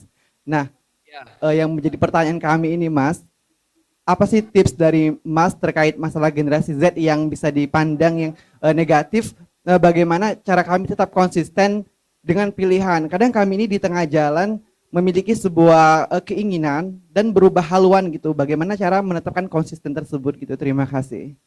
Oke, baik. Terima kasih Agung pertanyaannya. Bagus sekali loh ini pertanyaannya. Kadang banyak sekali gambaran terhadap Gen Z. Tapi Gen Z sendiri mengakui itu dan tapi ingin menepis begitu ya. Iya. Kita juga bisa kok konsisten, kita juga bisa kok melakukan yang terbaik seperti yang Agung katakan tadi. Bagaimana Mas? Iya.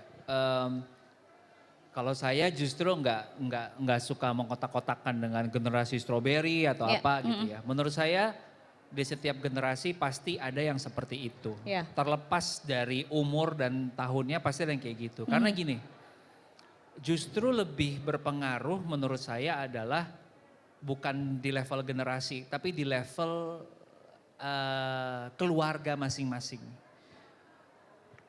Contohnya gini, seseorang yang dibesarkan di kondisi yang ekstrim, misalkan seperti saya dibesarkan di kondisi di mana orang tua saya harus berpetualang merantau gitu kan, pindah dari Sumatera datang ke Jakarta, naik kapal, nggak bawa apa-apa kecuali berapa ribu rupiah doang waktu itu, dan harus bisa survive.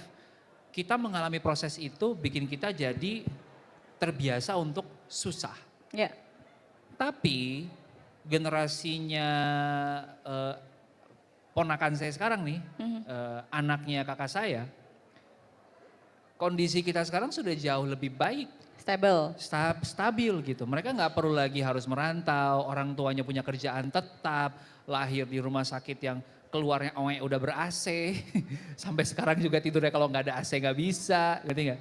Nah itu kan artinya apa? Mereka dari kecil dilatih dengan kenyamanan, bukan lagi melewati sebuah kesulitan. Betul. Sehingga nyaman menjadi defaultnya mereka. Kalau saya sulit, harus berjuang, harus fight, itu jadi defaultnya saya. Nah jadi bukan soal generasinya, tapi kondisi setiap family menurut saya bagaimana dia dibesarkan. Nah jadi itu pertama dulu ya. Kalau kita sadar kita datang dari keluarga yang memang nyaman hidupnya, waduh coba jangan-jangan selama ini gue udah kelamaan hidup di comfort zone. Iya, Makanya berkaca lagi ya. Iya makanya gue susah nih kalau ketemu kesulitan dikit, ya tadi yang dibilang gampang baper atau gampang nyerah gitu. Nah itu dulu, terlepas dari generasi dan usia. Nah kalau kita udah self aware, udah paham itu, pertanyaan berikutnya kan gimana konsisten? Buat saya konsisten itu dalam konteks pertanyaan dia tadi adalah dia udah tahu sebuah karir yang pengen dia tuju, lalu di tengah-tengah tergoda sama yang lain. Akhirnya dia belok cobain yang lain. Menurut saya selama kamu melakukan itu secara sadar, kalau kamu lagi fase eksplorasi, silahkan. Karena kamu tahu emang saya melakukan itu karena saya lagi fase eksplorasi. Yang namanya explore, saya mesti cobain beberapa hal dong. Ya kan? Nah, tapi jangan lupa kasih timeline ke diri kamu sendiri. Jangan karir kamu 20 tahunnya semuanya eksplorasi terus gitu kan. Kapan decide itu namanya labil jadinya. Balik Gitu. lagi harus ada targetnya ya. Betul, ya. Nah, eksplorasi itu jadi juga harus punya rencana. Bukan eksplorasi yang sifatnya spontan gitu. Sifatnya lebih dikendalikan sama emosi daripada logis. Eksplorasi itu gini, setelah teman-teman misalkan tadi lihat ikigai teman-teman ya, anggap berangkat dari apa yang kalian jago. Ya. Misalkan ternyata kamu tahu kamu punya 3 kejagoan Ya. yang pengen kamu explore. Dan ini bisa jadi 3 profesi yang berbeda dan 3 industri yang berbeda. Silahkan dicoba, tapi masing-masing kasih timeline, setahun. Misalnya jago fotografi, Yeah. coba di travel. Coba fotografi di travel. Coba di kuliner. Coba di mana, selama setahun. Kasih batas waktu sendiri. Habis itu misalkan punya skill yang kedua. Misalkan ternyata kamu juga jago IT. Bisa coding, silakan coba setahun. Ngalamin rasanya jadi software engineer. Lalu setahun lagi yang lain. Setelah itu duduk ngobrol sama diri sendiri, renungkan mana yang saya mau pilih. Karena tidak ada orang yang menjadi besar kalau dia nggak menjadi expert di satu bidang dulu. Oke. Gitu. Baik, yang paling penting adalah akhirnya mengenal diri sendiri dan menguasai apa yang memaksimalkan apa yang kita kuasai begitu Betul. untuk menjadi expert ya. Betul. Jadi fase eksplorasi tadi udah beres, masuk ke fase berikutnya. Udah bukan explore lagi, tapi decide gue mau jadi expert di mana.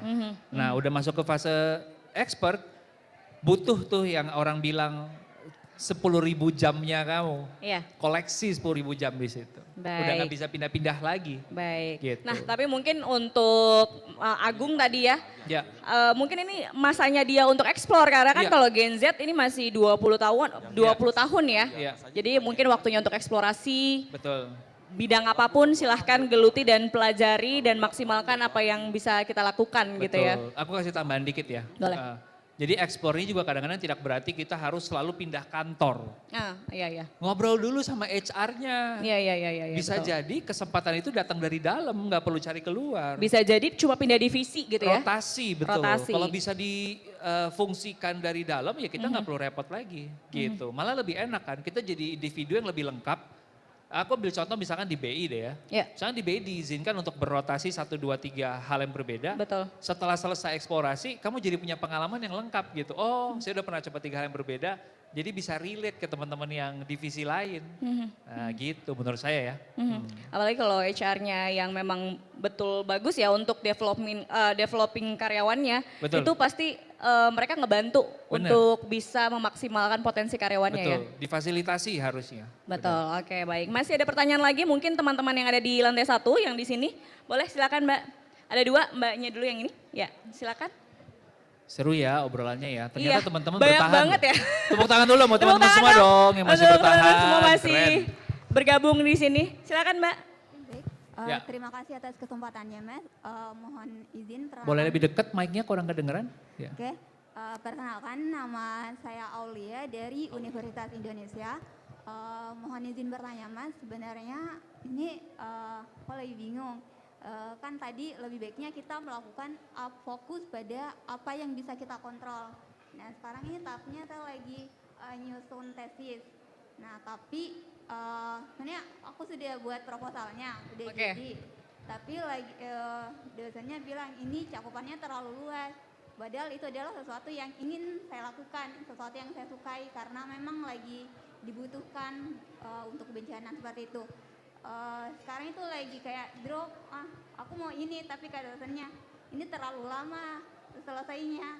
Tapi sekarang itu lagi bingung lagi explore hal-hal yang baru atau tetap lakukan itu. Kalau aku mau lakukan itu, aku bingung kalau lakukannya wilayah yang dipersempit, rasanya nggak track sama apa yang aku mau. Jadi sebenarnya solusinya gimana Mas? Terima kasih. Oke. Aulia ya tadi ya. Aulia. Kayaknya nih kalau dari tadi kamu ceritakan, saya perlu konteks yang lebih dalam nih. Aku nggak bisa kasih jawabannya dulu, karena takutnya kalau belum paham problemnya secara detail, nanti kamu makin pusing karena nggak dapet jawaban yang tepat guna. Jadi mungkin nanti kita DM-an aja ya di Instagram ya. Nanti boleh kontak langsung sama Mas Iya, Ruby ya. iya. Ini di sini bukan cuma konsultasi karir teman-teman, bukan cuma konsultasi self development tapi juga ada konsultasi skripsi loh bahkan. Iya. Tapi kita semangati Aulia supaya apa ya nanti kemudian mungkin bisa Betul. menemukan jawabannya. Betul. Semoga lancar ya Aulia ya skripsinya. Amin. Silakan Mbak selanjutnya. Yang Mbaknya iya. Mic-nya Mas, ya. Kita ke penanya selanjutnya dengan siapa Mbak? Yohan. Yohan, betul sekali. Thank you. Saya Yohan dari DPPT, kalau di gedung ini lantai 13 nih. Nah pertanyaannya kalau misalnya nih ya dari pengalaman saya ketika kita dulu di sebuah fase yang sangat menyenangkan, yang sangat nyaman, sangat diri kita sendiri. Kemudian kita pindah ke lingkungan baru, kita tidak kenal sama sekali di sana, tidak ada keluarga, belum punya teman, apalagi sahabat. Di sana kita harus mulai lagi dari nol. Yang kemudian jadi challenge buat kita.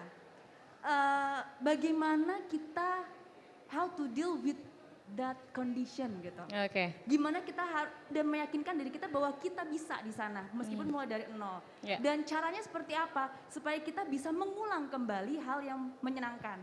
Itu atau hal-hal menciptakan kembali lingkungan yang membuat kita merasa nyaman dan senang. Terus Oke. pertanyaan kedua, jilid 2-nya kapan nih ditunggu? Thank you. Terima kasih. Kita doakan ya Mbak Yohan. Terima kasih Mbak Yohan, pertanyaannya silakan Mas Ruby. Thank you ya Yohan ya. Aku coba jawab yang kedua dulu ya. Mungkin kalau buku kedua, saya tuh selalu punya pemikiran, saya pengen menulis, saya pengen berkarya karena ada sesuatu yang pengen saya bagikan. Ya. Bukan karena, aduh momentum nih ya sayang gitu, ya kan. Jadi saya belum menemukan satu hal yang menurut saya ini genting banget, generasi ini perlu tahu. Oke. Jadi ditunggu aja ketika Ditunggu itu. aja ya. Karena saya juga percaya itu dihadirkan bentuknya. Saya tetap mencari, ketika ketemu, ya itu mungkin harusnya dalam waktu singkat bisa muncul. Gitu. Ya. Ya, yang pertanyaan yang pertama, gimana kamu pindah gitu ya, terus memulai lagi dari nol. Ada satu serial yang saya suka banget, ini based on true story karena memang dia TV show. Namanya itu Undercover Entrepreneur. Jadi seorang pengusaha yang dia udah successful banget di dunia nyata, tapi dia ditaruh di sebuah kota kecil di tengah-tengah Amerika gitu ya, dengan modal 1.000 apa 2.000 dolar, dia harus memulai lagi dari nol. Gitu. Tanpa kenal siapapun dan tanpa orang tahu dia siapa. Nah, satu yang saya belajar dari dia adalah nomor satu selalu ngelihat apa yang menjadi kekuatannya kita dulu. Karena di situ gamenya bisa kita, lebih besar yang bisa kita kendalikan, lebih besar yang bisa kita kontrol gitu. Ya, kalau case-nya si pengusaha tadi adalah dia tahu bahwa dia mesti survive dulu, gitu. Dia mesti survive dulu. Dan survive itu dalam artian apa? Dalam artian biaya hidup basicnya dia mesti cover dulu. Gitu. Sehingga yang dia lakukan adalah gue cari tempat yang punya lapangan pekerjaan yang paling mungkin gue bisa masuk minimal untuk mengcover biaya hidup yang basic. Plus gue masih punya waktu lebih buat explore bisnis baru. Karena tugas dia harus bikin bisnis baru. Ya. Kebetulan di saat yang bersamaan dia dapat pekerjaan yang dimana dia bisa ketemu banyak orang gitu. Kalau nggak salah kerja di sebuah pub atau kerja di sebuah bar gitu kan. Nah dari situ dia masuk ke yang kedua, kekuatan dia yang berikutnya adalah bersosialisasi atau ngobrol sama orang. Di situ dia pakai buat ngobrol sama sebanyak mungkin orang, dengerin mereka aja. Dan dari situ dia mulai ngebaca, oh kota ini tuh kayak gini, kota ini tuh kurangnya ini, kota ini tuh lebihnya ini, kota ini tuh punya ada area yang belum dimanfaatkan, mana yang masih bisa dikelola lebih, mana yang udah ternyata udah mati, nggak mungkin bisa hidup lagi gitu. Nah, itu ilustrasi singkat. Kalau kita coba apply ke dalam kehidupan sehari-hari, berangkat dari strength-nya Yohan gitu ya, di sebuah dunia yang baru, apa sih yang bisa paling kamu kasih ke dunia baru ini? Karena apa yang bisa kita contribute the most ke tempat itu akan menambah probabilitas kita akan lebih cepat diterima. Karena manfaat kita, kehadiran kita langsung lebih cepat berasa kan. Dan itu kadang-kadang gak melulu harus di hal-hal yang kompleks dan besar dan megah gitu. Bisa sesimpel, aduh ini pantry-nya kok gak ada kopi yang enak ya. Saya seneng kopi. Gue bawa grinder gue sendiri. Gue bawa beans gue sendiri. Gue mulai bikin corner kopi kecil-kecilan, terus di situ tulis gitu. Kalau teman-teman di sini ada yang mau ngopi yang Ambil aja spesifik, ya. panggil gue aja, gue seduhin kopi enak. Oke. Bisa sesimpel itu. Right? Lihatlah di mana value yang masih kosong, yang masih belum ada, masuk di situ. Baru pelan-pelan kita bisa menyebarkan impact kita ke yang lain-lain. Gitu sih. Akhirnya jadi bikin vibes kantor baru atau di lingkungan kerja baru jadi menyenangkan gitu ya. Exactly. Yeah. Oke. Jadi start small aja, nggak perlu gede-gede gitu. Dan kalau kamu di tempat yang baru kan kamu pasti juga udah punya mindsetnya jangka panjang ya. Bukan yang kayak cuman sebulan 2 bulan gitu menurutku. Jadi mulai dari yang kecil. Gitu. Oke, menarik sekali diskusi kita Mas Ruby, banyak banget pertanyaan yang masuk ya ternyata, tapi waktu kita sudah habis ternyata kita juga sudah mendekati pukul 1. Terakhir Mas Ruby, mungkin ada yang ingin Mas Ruby sampaikan ke teman-teman di sini yang juga bergabung dari lantai 2 maupun dari daring, silahkan. Yes, buat teman-teman semua yang udah menyaksikan ini, selamat ya, kalian udah satu langkah lebih maju mengenal diri kalian terutama. Dan yang kedua, satu langkah lebih maju dari mereka yang mungkin masih belum mengambil kesempatan untuk kenal diri mereka lebih dalam. So bagus, kamu udah lagi di momentum yang bagus, manfaatkan. Yang kedua, sering-seringlah untuk ngobrol sama diri sendiri, ambil waktu khusus. Kalau saya biasanya setiap 6 bulan sekali, kebetulan banget saya diundang di minggu ini. Minggu depan saya akan ngambil liburan sekitar 8 hari. Dari 8 hari itu setengahnya saya akan sendirian. Jadi saya minta izin sama istri, Beb, aku bakal 4 hari sendirian ya. Me time ya. Me time. Buat ngapain? Ngobrol sama diri sendiri gitu. Menselaraskan lagi apa yang menjadi kekuatan saya, apa yang saya suka, apa yang dunia butuh. Dan apa yang saya bisa di reward tadi, si Ikigai tadi gitu. Oke, cari waktu sendiri untuk menemukan ikigai kalian. Terima kasih Mas Ruby atas waktunya, kesempatannya berbincang langsung sama kita semua. Terima kasih teman-teman yang sudah bergabung 2 jam ke belakang. Kita membahas buku yang luar biasa, You Do You, Discovering Life Through Experiments and Self-Awareness. Sukses selalu Mas Ruby. Siap, aku minta 1 menit. Terima kasih udah membantu memoderasi sesi ini dengan asik banget, seru banget. Amin, Thank you juga tim BI untuk undangannya. Terima kasih Bapak. Selalu senang bisa balik ke gedung ini. Saya ingat 2016 kita sempat bikin pelatihan di sini. Dan flashback tuh nostalgia tuh masa-masa seru tuh asik banget ya.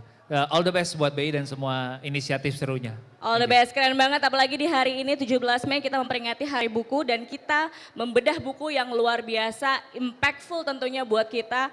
Semoga teman-teman yang mendengarkan dan ikut diskusi bareng mendapatkan insight yang luar biasa dan bisa mengembangkan karir kalian, masa depan kalian dan apa yang tentunya ingin kalian lakukan ke depannya. Terima kasih, saya Gadis Bianca, pamit undur diri. Terima kasih semuanya, sampai jumpa di lain waktu. Wassalamualaikum warahmatullahi wabarakatuh.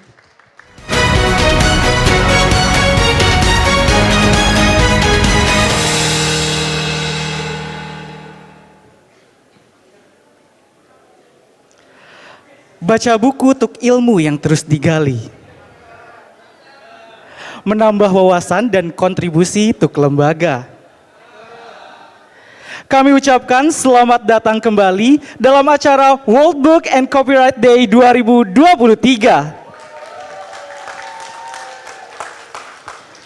Assalamualaikum warahmatullahi wabarakatuh. Selamat datang kembali kami ucapkan kepada Bapak Ibu, kakak-kakak sekalian dalam acara World Book and Copyright Day 2023 yang mengangkat tema Creating the Best Performance Through the Spirit of Learning and Work-Life Spiritual Balance. Sebelumnya kami turut menyapa, selamat datang kepada Direktur Bank Indonesia Institute, Ibu Putri. Bagaimana Bu kabarnya Bu? Alhamdulillah, semoga tetap semangat ya Ibu ya. Baik, pastinya kita harus tetap semangat seperti Ibu Putri begitu ya. Karena masih ada agenda yang gak kalah menarik sampai nanti di sore hari begitu.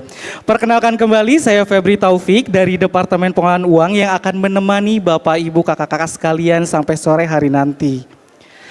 Baik, Bapak Ibu kakak-kakak yang penuh semangat, selanjutnya kita akan menyaksikan bersama penampilan spesial dari adik-adik kita, yaitu dari Sekolah Dasar Yasporbi, yaitu dengan tarian Same-Same. Tarian ini mengangkat tema anak dan lingkungan sosial dalam kehidupan keseharian. Same-same yang berarti sama-sama, bersama-sama dan bersatu. Tarian ini menggambarkan tentang bagaimana anak-anak dapat bersosialisasi dengan temannya tanpa saling memandang perbedaan sebagai wujud pesan damai. Selain itu tarian ini menggambarkan tentang kerja bakti sehingga anak-anak dapat lebih menghargai sesama temannya dan lebih mencintai lingkungan. Sungguh pesan yang sangat mendalam. Baik, langsung saja mari kita sambut bersama tari Same-Same dari SD Yasporbi. Boleh beri tepuk tangan ya Bapak Ibu.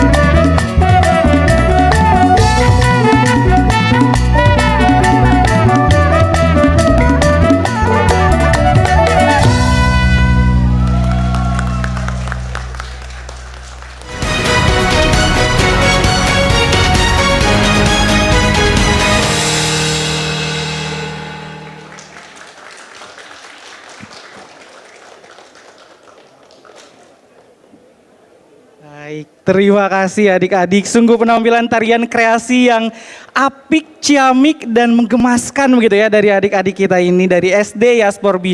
Boleh beri tepuk tangannya sekali lagi Bapak Ibu hadirin sekalian untuk adik-adik dari SD Yasporbi.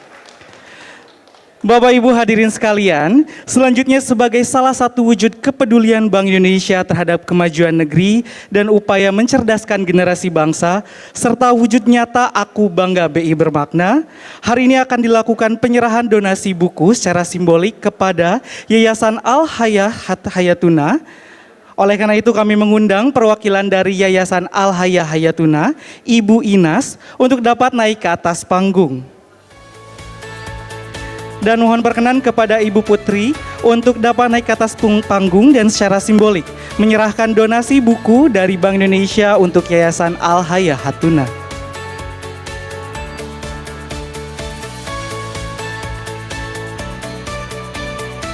Boleh berfoto terlebih dahulu. Baik, siap. 1, 2, 3. Sekali lagi, mungkin sambil salam literasi. L. Oh, salaman dulu. Baik, siap. 1, 2, 3. Terakhir mungkin Ibu, salam literasi. Betul, siap. Baik, siap. 1, 2, 3. Baik. Baik, terima kasih. Mohon perkenan Ibu Putri untuk tetap berada di atas panggung karena saat lagi kita akan bersama-sama menyimak arahan serta mohon perkenan Ibu untuk dapat menutup acara World Bank and Copyright Day 2023 yang diselenggarakan di kantor pusat Bank Indonesia.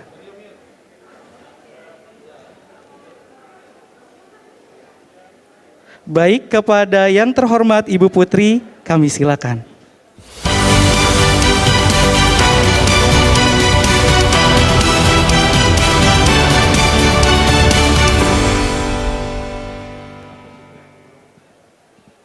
Teman-teman IPB di sana? Halo teman-teman IPB, kayaknya masih seru. Di sana, DSDM dan seluruh jajarannya, pejabat, pimpinan semuanya, DMST tentunya, DKMP dan DPLF, tidak terkecuali, Yasporbi, kami sangat senang sekali, Dekom yang juga hadir dengan Museum Bank Indonesia, dan kepada seluruh mitra strategis dari Gramedia, Raja Grafindo, Kinokuniya, Bawana Metropolitan, After Hours, Buka Buku, dan tentunya dengan vendor-vendor semua yang hadir di sini. Terima kasih yang dapat kami sampaikan. Mudah-mudahan kerjasama kita akan terus berlanjut sampai ke depannya. Karena itu, dengan demikian saya rasa saya cukupkan sambutan saya di sini. Please enjoy the rest of the evening, of the day actually. Sambil menikmati special performance, tentunya booth juga masih dibuka. Kami open terhadap segala masukan dan apabila ada kesalahan dan kekurangan tentunya kami mohon maaf sebesar-besarnya. Please tell us so we can be better for tomorrow. Terima kasih. Assalamualaikum warahmatullahi wabarakatuh.